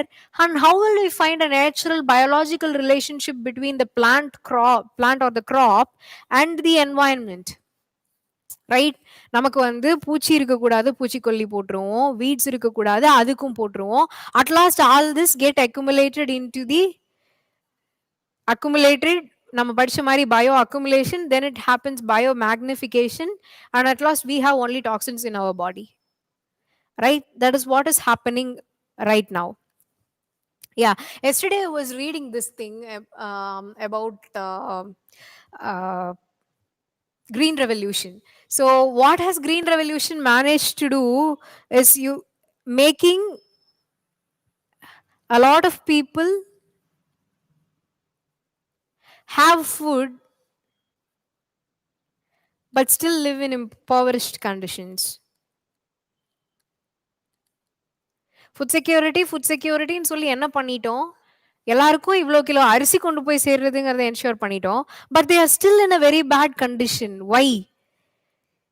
They do not have the essential nutrients. They are either malnourished or stunted. The kids, I generally mean. And also they grow up into not so healthy adults. They have a lot of health challenges, which is again an economic burden for them. Coming from the socio-economic class that they belong to, this again becomes a very big problem, right? So it's time to revisit really what has green revolution done to us. Okay, so yeah, it helped us to deal with the food crisis in a short period of time. But now that we have overcome the crisis, I think it's time to go back. But the viable alternative that is there in the general discussion is organic farming. Again, what means organic and what is it to go organic? என்ன பண்ணணும், எப்படி பண்ணணும்? Again, the clash with the MNC companies who are mostly providing seeds and fertilizers. And in fact, while talking about the land, the fertilizer and the fertilizer subsidies, okay, அது எந்த அளவுல operate ஆகுது அப்படிங்கறத பார்த்தா it's really problematic. Fertiliser subsidy is given to a company and not the consumer, and therefore what happens, this person is not really empowered, the farmer is not really empowered, right? So I think the model in which it operates itself is problematic in India. And this NPK ratio again, that is completely screwed up, and the amount in which urea has to be utilized, we really don't have that idea. In fact, we have covered this Atmanirbhar in agriculture exclusively in our coming months first monthly magazine by AIA. So you can see the facts we have enclosed in it. Okay, so yeah, we'll come back here. What is meant by land degradation neutrality? Land degrade ஆகுது, அந்த degrade ஆகாம அதை வந்து ஒரு பேலன்ஸுக்கு கொண்டு வருது, நியூட்ராலிட்டிக்கு கொண்டு வருது தான் this thing. Okay, this concept land degradation neutrality is a state whereby the amount and quality of land resources necessary to support ecosystem functions and services and enhance food security remain stable or increase within specific temporal and spatial scales. That is, land degradation neutrality அப்படிங்கிறது land இப்ப எந்த அளவுல வேணாலும் degrade ஆயிருக்கலாம், எந்த அளவுக்கு வேணாலும் அதோட குவாலிட்டிலையும் டிகிரேட் ஆயிருக்கலாம். But we are trying to come back to its original state, okay, by enhancing food security and replacing the original எதெல்லாம் ஸ்க்ரூட் ஃபேக்டர்ஸா இருக்கும் அந்த எக்கோசிஸ்டத்துல, அதெல்லாத்தையும் செட்ரேட் பண்ணி நம்ம என்ன கொண்டு போறோம், திரும்பவும் ஒரு ஸ்டேபிளான என்வாயன்மெண்ட்டை கொண்டு வரோம். In terms of time and space ரெண்டுலையுமே அந்த பழைய ஒரு சிஸ்டத்தை வந்து ரெஸ்டோர் பண்ண ட்ரை பண்றோம். Okay, so here we have some strategy called avoid, reduce and reverse. Okay, so we avoid the usage of inorganic components. லேண்ட்ல இல்லாத இன்ஆர்கானிக் காம்பனன்ட்ஸ் புதுசா ஆட் பண்ணி எக்ஸ்டர்னல் இன்புட்ஸ் கொடுத்து கொடுத்து கல்டிவேஷன் பண்ணி அவுட்புட் எக்ஸ்ட்ராக்ட் பண்ணாம, we avoid what is not so natural, we reduce what is so unnatural, and we try to reverse the condition of the land. This is the strategy used in LDN. Okay, now so நம்ம combating desertification சொல்லிட்டு இருந்தோம் இல்லையா, we have seen in Rio Earth Summitல ஓட 3 outcomesல UN Convention on Combating Desertification is one, right? So the 14th meeting of UNCCD happened in Delhi.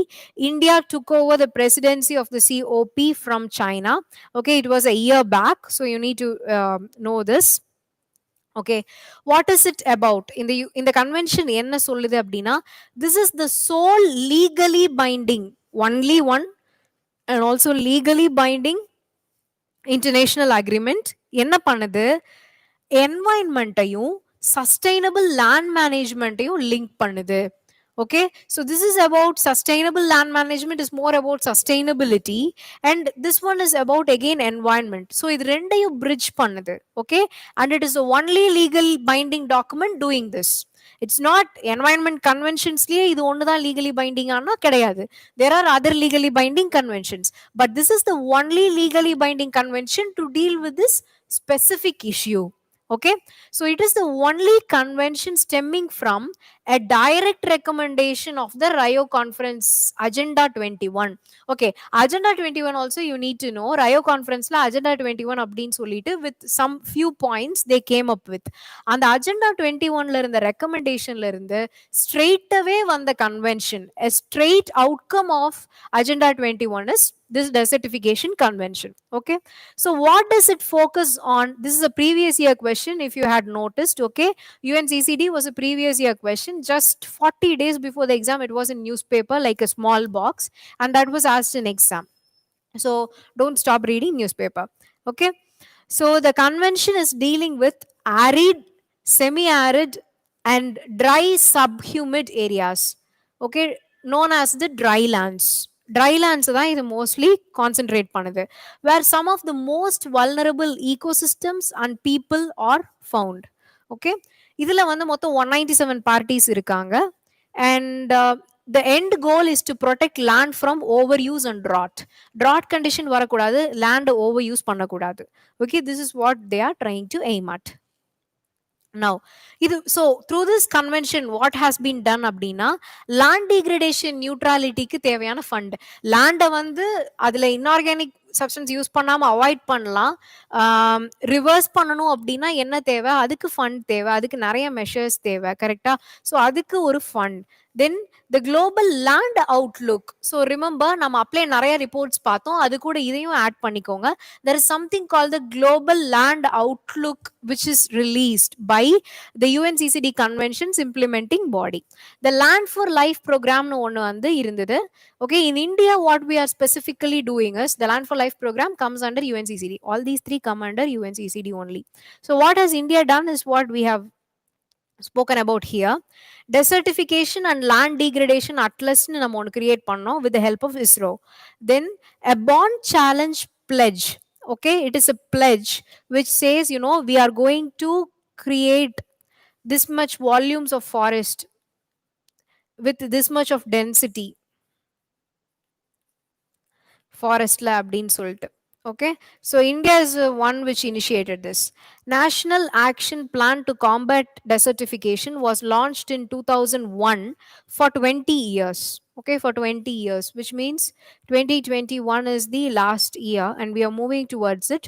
So we need to wait and watch how much we have progressed towards this. Okay, now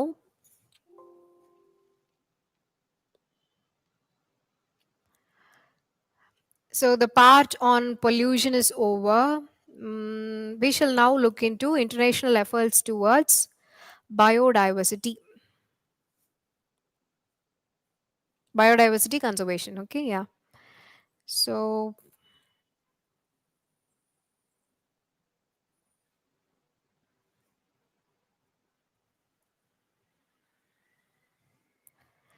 okay.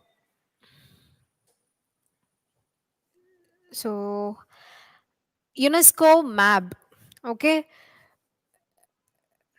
MAB you have all read in your daily classes. I think you are aware of the fact that in India also we have certain protected areas linked to the MAB program, right? So MAB program is a major effort in biodiversity conservation. It was launched very, very earlier, pathina 1971. So you need to understand something. Climate சேஞ்சுங்கிறதுக்கும் climate change related எல்லாமே கொஞ்சம் லேட்டராக தான் வரும். Biodiversity related conventions and initiatives எல்லாமே கொஞ்சம் முன்னாடியே. ஏன்னா we always had an idea about conservation of the species that we had. Okay, so it was very early, whereas ozone depletion and climate change related scientific facts were also coming up only later. Okay, so biodiversity related stuff we had an idea about even earlier, and it's an intergovernmental scientific program. Okay, scientific program again. Okay, it aims to establish scientific basis for improvement of relationship எதுக்கு between people and environment. Okay, so MAP combines natural and social sciences, economics, education, everything. எதுக்கு people கிட்ட sharing of benefits அப்படிங்கிறது. environment நமக்கு எவ்வளவோ தருது, அது நம்ம என்னன்னு சொல்லுவோம்? We have seen in the first classes itself, right? It is called ecosystem services. Whatever the ecosystem gives us, whatever nature gives us, the service it renders to us is called ecosystem services. So these should be shared equally among people. So adukku vande in the program is helping. It tries to bring awareness. Okay, so the implementation of MAC program for implementation of its interdisciplinary work. Okay, it is a scientific based thing னு நம்ம சொல்லிட்டோம். அப்ப it requires interdisciplinary cooperation இல்லைங்களா? So MAB relies on the world network of biosphere reserves. Okay, for the information, partnership, knowledge and things like that. Okay, yeah. Now, so according to MAB, a protected area can be zonated like this. Okay, so this area is the core area, this is a buffer zone, this is a transitional zone. Okay, in the core area, only research activities are allowed. In the buffer area, you can see education, training, research, and even a little bit of human settlements. But in the transitional area, you can, there is not much of restriction for activities. Okay, you can have a lot of human settlements, research, training, etc., etc. Okay, now, so biosphere reserves in India. The Indian government has established 18 biosphere reserves. Okay, a scheme called Biosphere Reserve அப்படிங்கிறது 1986ல தொடங்குது, in which financial assistance will be given to the states, 60-40 for the general states, and in case it's a northeastern or Himalayan state, it is 90-10. Okay, and the Indian National Man and Biosphere Committee அப்படின்னு ஒன்று உருவாக்குறாங்க, because எங்கெங்கெல்லாம் new sides biosphere reserves வரலாம் அப்படிங்கிறத வந்து decide பண்றதுக்காக. And biosphere reserves management is the responsibility of concerned state and union territory and not the center. Okay, this is important to note. Management is done by the state only. And 11 of the 18 biosphere reserves are a part of MAB network. Okay, நம்ம கிட்ட ஒரு program இருக்கு biosphere reserves designate பண்றதுக்காக.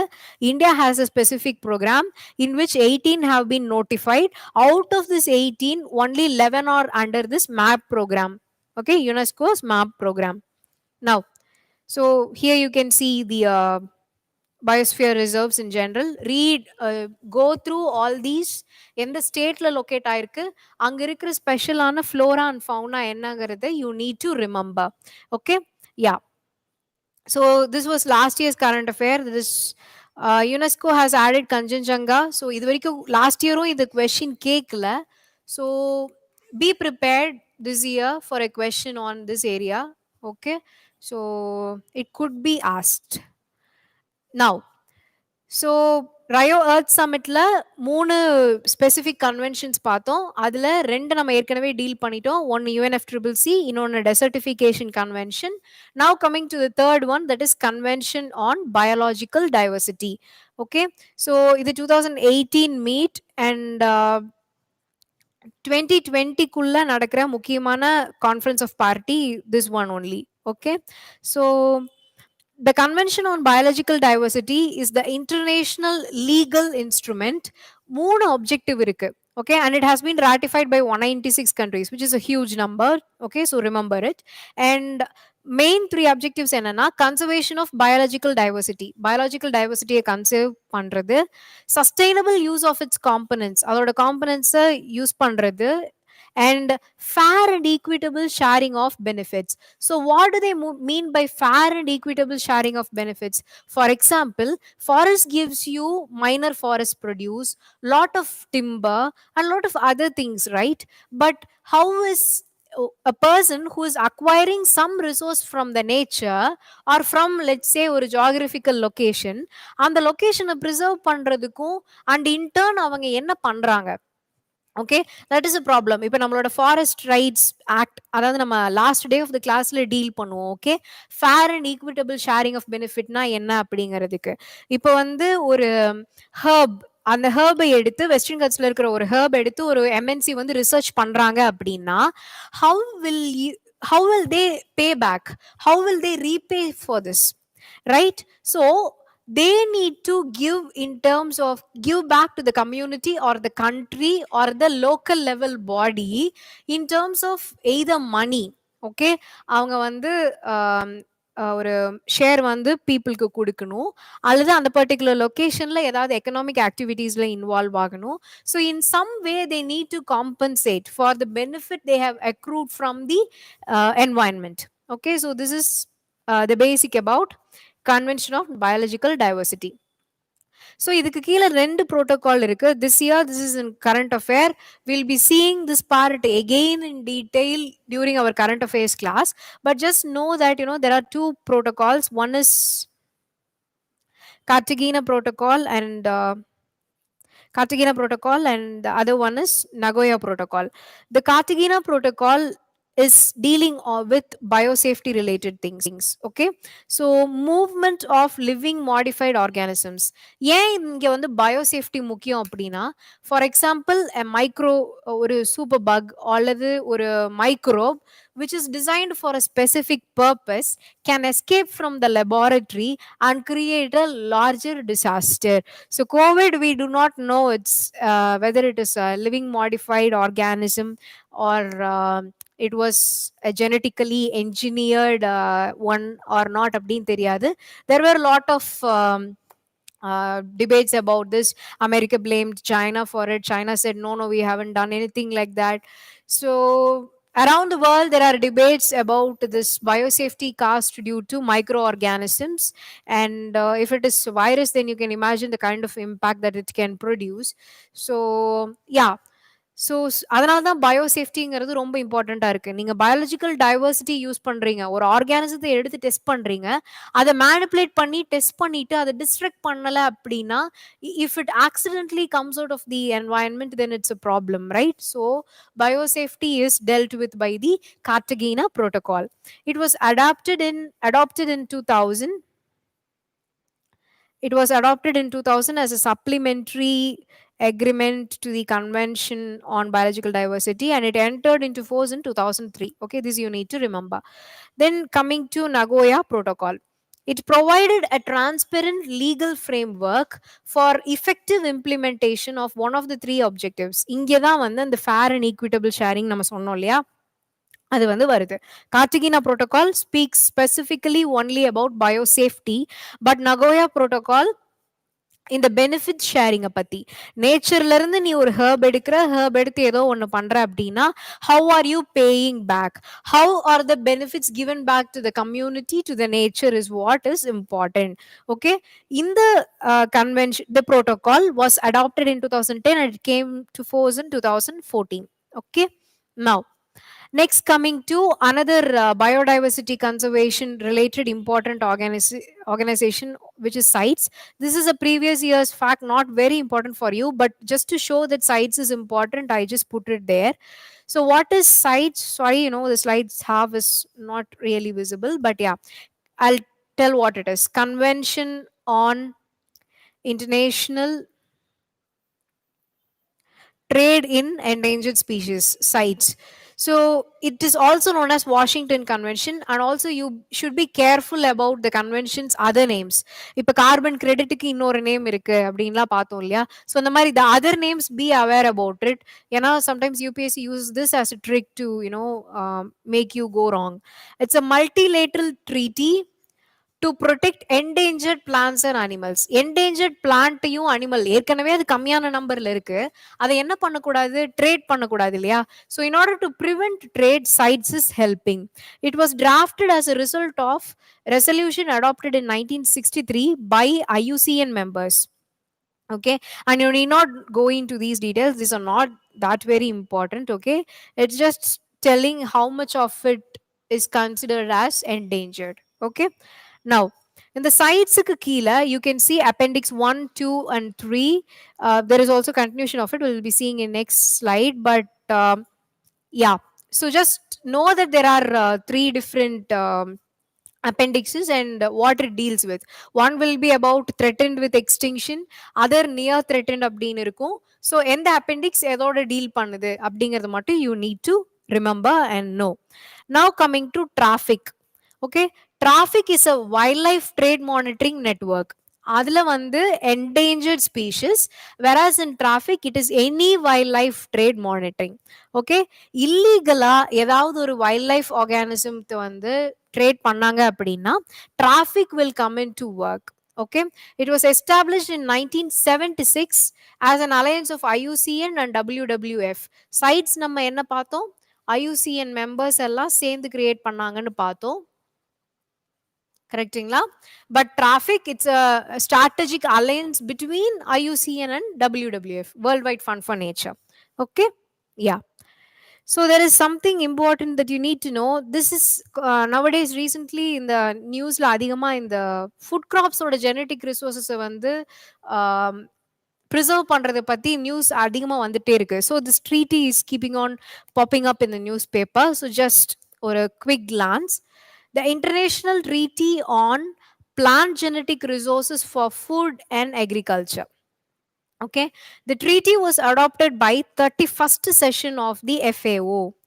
Okay, 2001ல இந்த ட்ரீட்டியோட work என்ன அப்படின்னா, contribution of farmers to the diversity of crops that feed the world. நம்ம எப்ப பாரு டைவர்சிட்டி பயோடைவர்சிட்டி கன்சர்வேஷன்ங்கிற பேர்ல நம்ம என்ன பண்றோம் அப்படின்னா, we always entrust the government with the responsibility of preserving something, but we need to also understand at the ground level farmers are the people who are dealing with it on a daily basis, correctingla? So we need to understand the importance of it. Okay, so this treaty recognizes the contribution of farmers in preserving the biodiversity, then establishing a global system to provide farmers, plant breeders and scientists with access to plant genetic material. இப்ப ஒரு graph like rice வந்து ஒரு genetically modified rice வந்து coming to மார்க்கெட்னு வச்சுக்கோங்களேன். என்ன problem ஃபார்மர்ஸ்க்கு ஜென்ரலா வருது? They don't understand, they don't have the scientific knowledge and they don't see what is exactly has happened within a GM crop. Okay, அந்த சீட்குள்ள என்ன நடந்திருக்கு, what gene has been inserted. So இந்த மாதிரி பிளான்ட் ஜெனட்டிக் சயின்சஸை பத்தின idea farmers do not have at the ground level, and therefore that is a problem with a lot of our BT crops, right? Actually this part is a excellent part to debate and green revolution, GMOs, BT, the technology eல்லாம் there's a lot exciting to discuss when we come to our mains lectures. Okay, but for now just to know objectively the facts behind it. Okay, now ensuring that the recipients share the benefit they derive from the use of genetic material. Yes, farmers வந்து ரொம்ப காலமா சில பாரம்பரிய வகையான கிராப்ஸை வந்து காப்பாத்திட்டு வந்திருப்பாங்க. அதை திடீர்னு யாராவது ஒருத்தர் ரிசர்ச் பண்றேங்கிற பேர்ல they will take and go. So they need to get the benefit of preserving that genetic material for centuries, right? So that has to be ensured. Okay, it's the multilateral system. It is a treaty's innovative solution to access benefit sharing. ஒரு multilateral system develop பண்ணி அது மூலியமா என்ன பண்றாங்க, இந்த access benefiting வந்து ensure பண்ணணும். It puts 64 of the world's most important crops together that together account for 80% of food we derive. நம்மளோட ஃபுட்டோட 80% இருக்கக்கூடிய 64 கிராப்ஸை வந்து இந்த ட்ரீட்டிக்கு கீழே கவர் பண்ணியிருக்காங்க. Okay, it gives protection to the genetic material. And coming to farmers' rights, so this treaty recognizes farmers' right. It talks about sustainable use. Okay, எப்படி வந்து food கிராப்ஸை வந்து சஸ்டைனபிளா use பண்றது அப்படின்னு ஓவர் யூஸ் பண்ணாம, however local crops not among the main four are a major food source for hundreds of millions of people.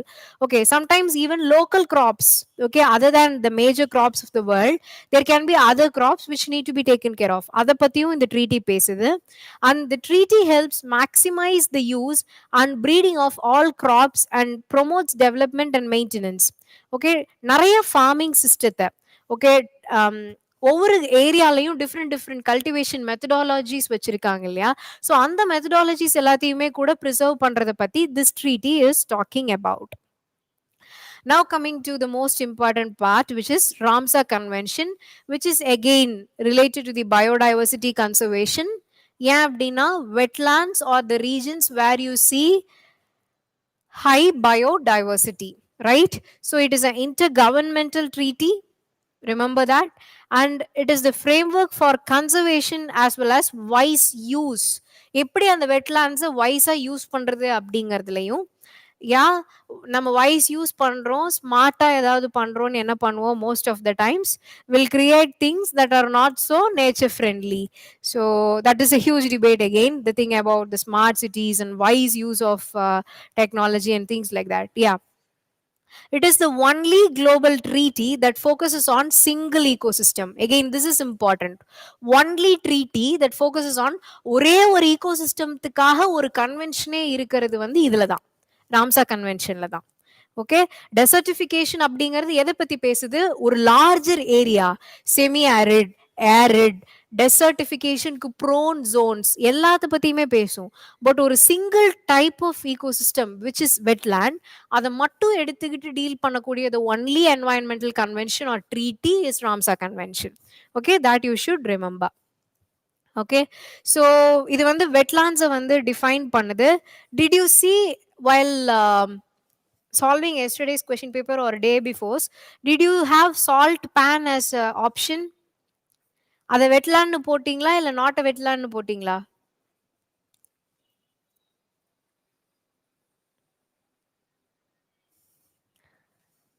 Have you attempted that question actually?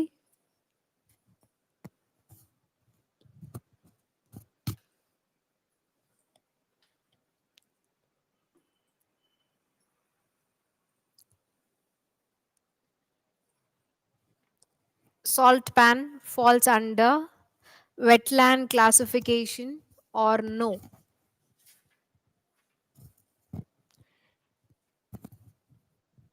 Nobody attempted those questions or what?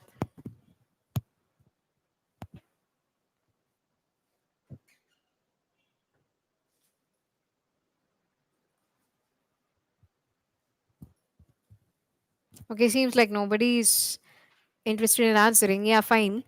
So again, salt pan is also a coming, it's also coming under the wetland classification. I think even sacred groves come under that classification. Okay, so you need to know that it is a umbrella definition that we have for wetlands over here, and therefore, you know, even salt pans are sacred groves can be termed as wetlands here. Fine. Yeah.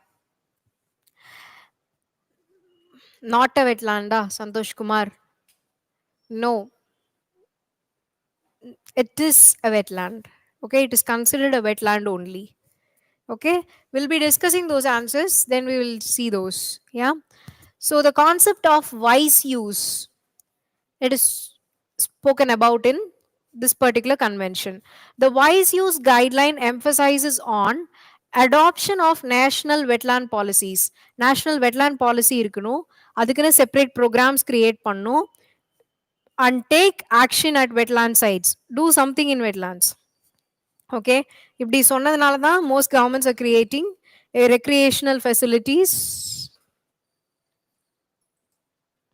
parks in the regions around wetlands, so that you know they try to bring the attention of the public towards conservation of nature, which is again most debated again. Okay, yeah. So there is something called the Montreux Record. So it is a principal tool of the Ramsar Convention for highlighting those sites where an adverse change in ecological character is happening.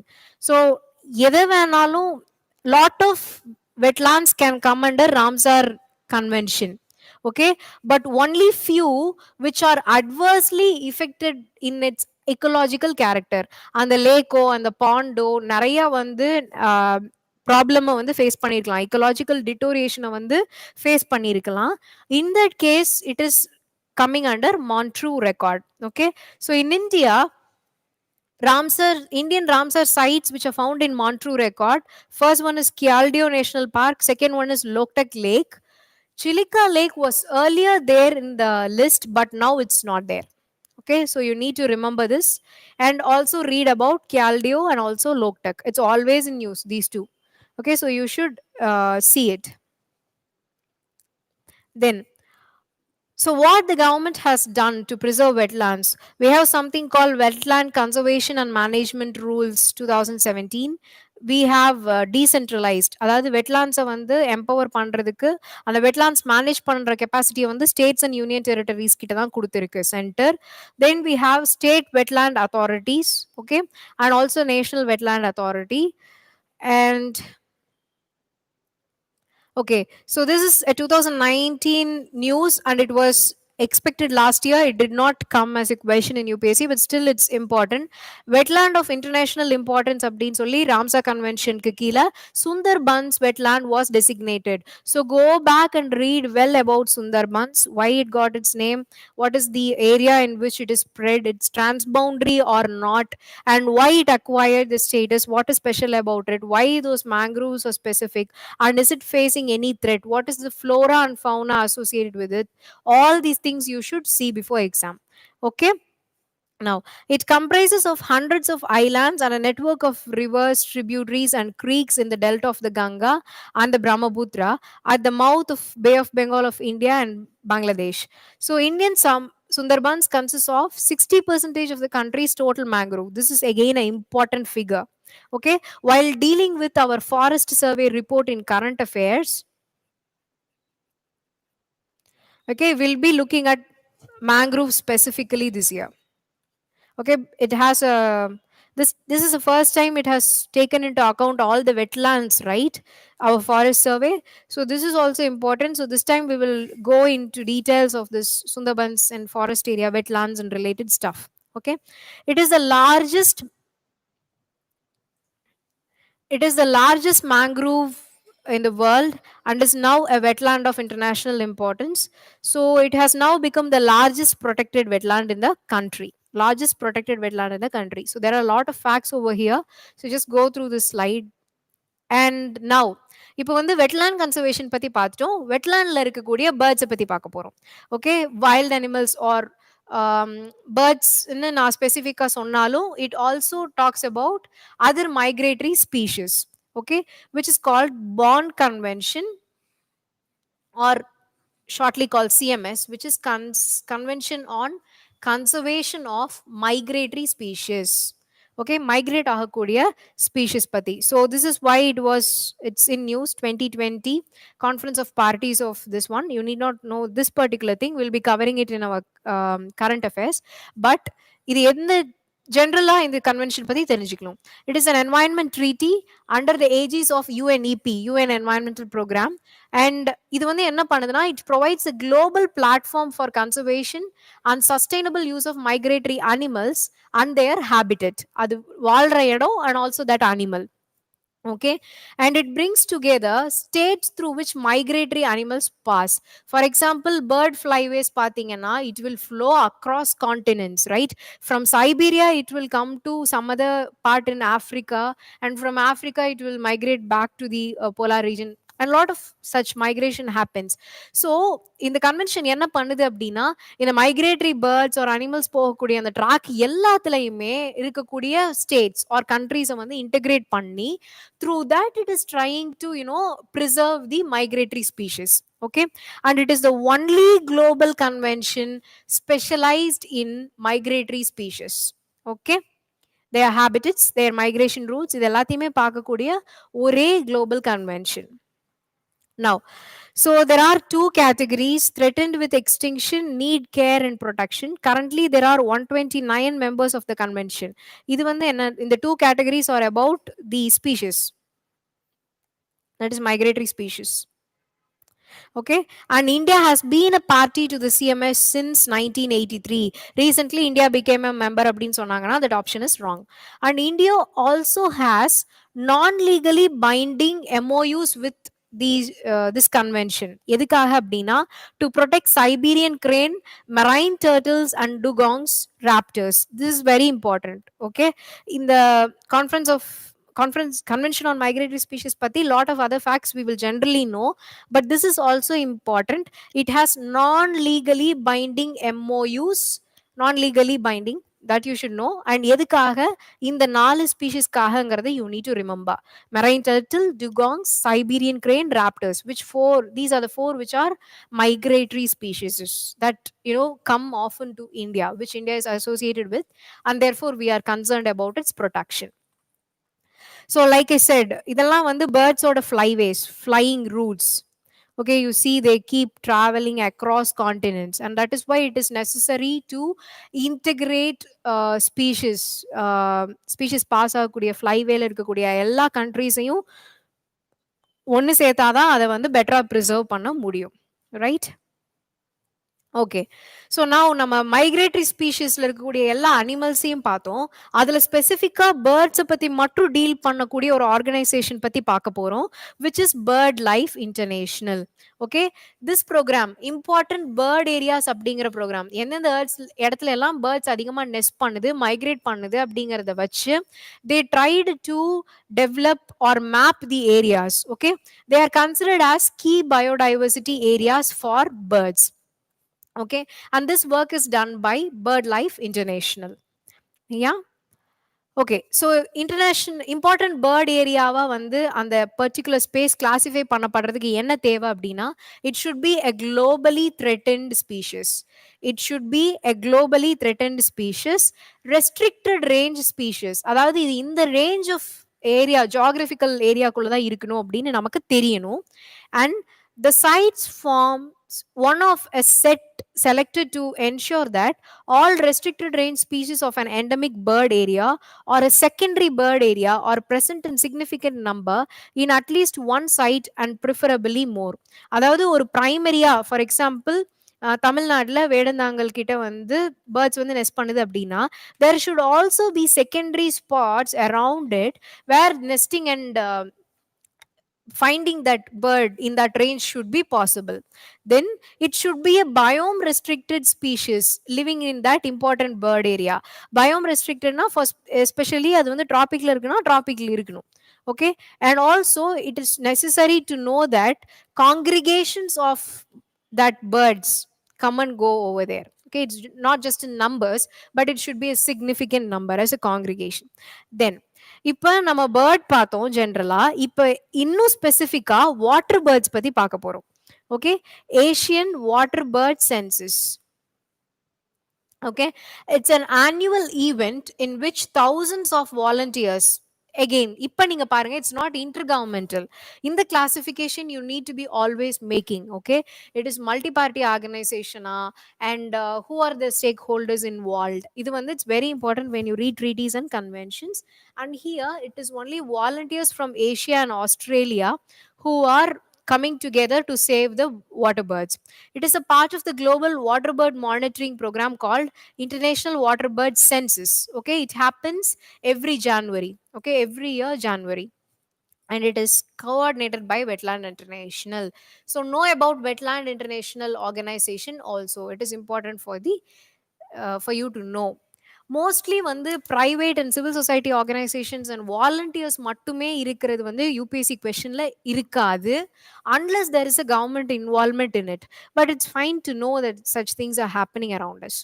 Then ITTA, okay, you just go through this slide. Okay, timber, tropical timber production பத்தி deal பண்றதுனால, but we'll see specifically about the organization. International Tropical Timber Organization. It is headquartered in Japan, Yokohama in Japan. It was created in 1983. இந்த organisation எதுக்கு help பண்ணுது அப்படின்னா, implementing measures related to timber conservation and protection. It has 73 members and it is divided into producers 35 countries and consumers 38 countries. So India is a founder member in this thing. So founder member ங்கிறது ஞாபகம் வச்சுக்கோங்க, Tropical Timber Association organization. Next comes, so bamboo recently நம்ம day after when we see the national policies la, okay, we had recommended and amended some act to allow easier cultivation of bamboo, easier cultivation of bamboo and trade in it. Okay, also preservation and related stuff. ஏன்னா bamboo வந்து though it's a rich resource, it's not usually utilized well, and therefore we came up with such an amendment. அதனால this network becomes important. INBAR, that is International Network for Bamboo and Ratoon. இது 1997ல உருவாக்கப்பட்டது. Note here, it is intergovernmental, it's not a volunteer related organization. It connects a global network of partners, government, private, not for profit sectors, எல்லாத்துமே connect பண்ணுது. But it is majorly an intergovernmental organization. Okay, over 50 countries have active participation, and India is a member of INBAR and it pays annual contribution to INBAR. Okay, now இப்ப நம்ம வந்து trees பத்தி பார்த்துட்டே வந்துட்டு இருக்கும்போது we saw about timber and bamboo and all, right? Now we are coming to another kind of vegetation, which is mangrove vegetation. So mangroves for future அப்படிங்கிறது it's a project. Okay, it's a project developed by IUCN and UNDP and not UNEP. Again, not UNEP. So these you should be very careful about. Okay, I'll just take a few more minutes and we are left with only a little more. Since it was developed in 2006, since then it has grown to include 8 institutional partners. நிறைய institutional partners அதுக்குள்ள வந்திருக்காங்க. There are member countries like these. Need not remember these, but just know that India is a member country. Okay, that is important.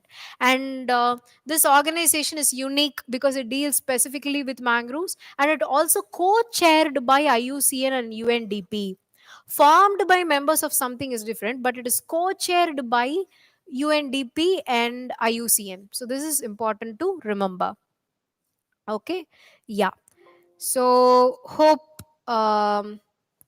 you got a general overview about everything, and tomorrow we will, because it's already 1 o'clock, we'll be dealing with all the questions tomorrow.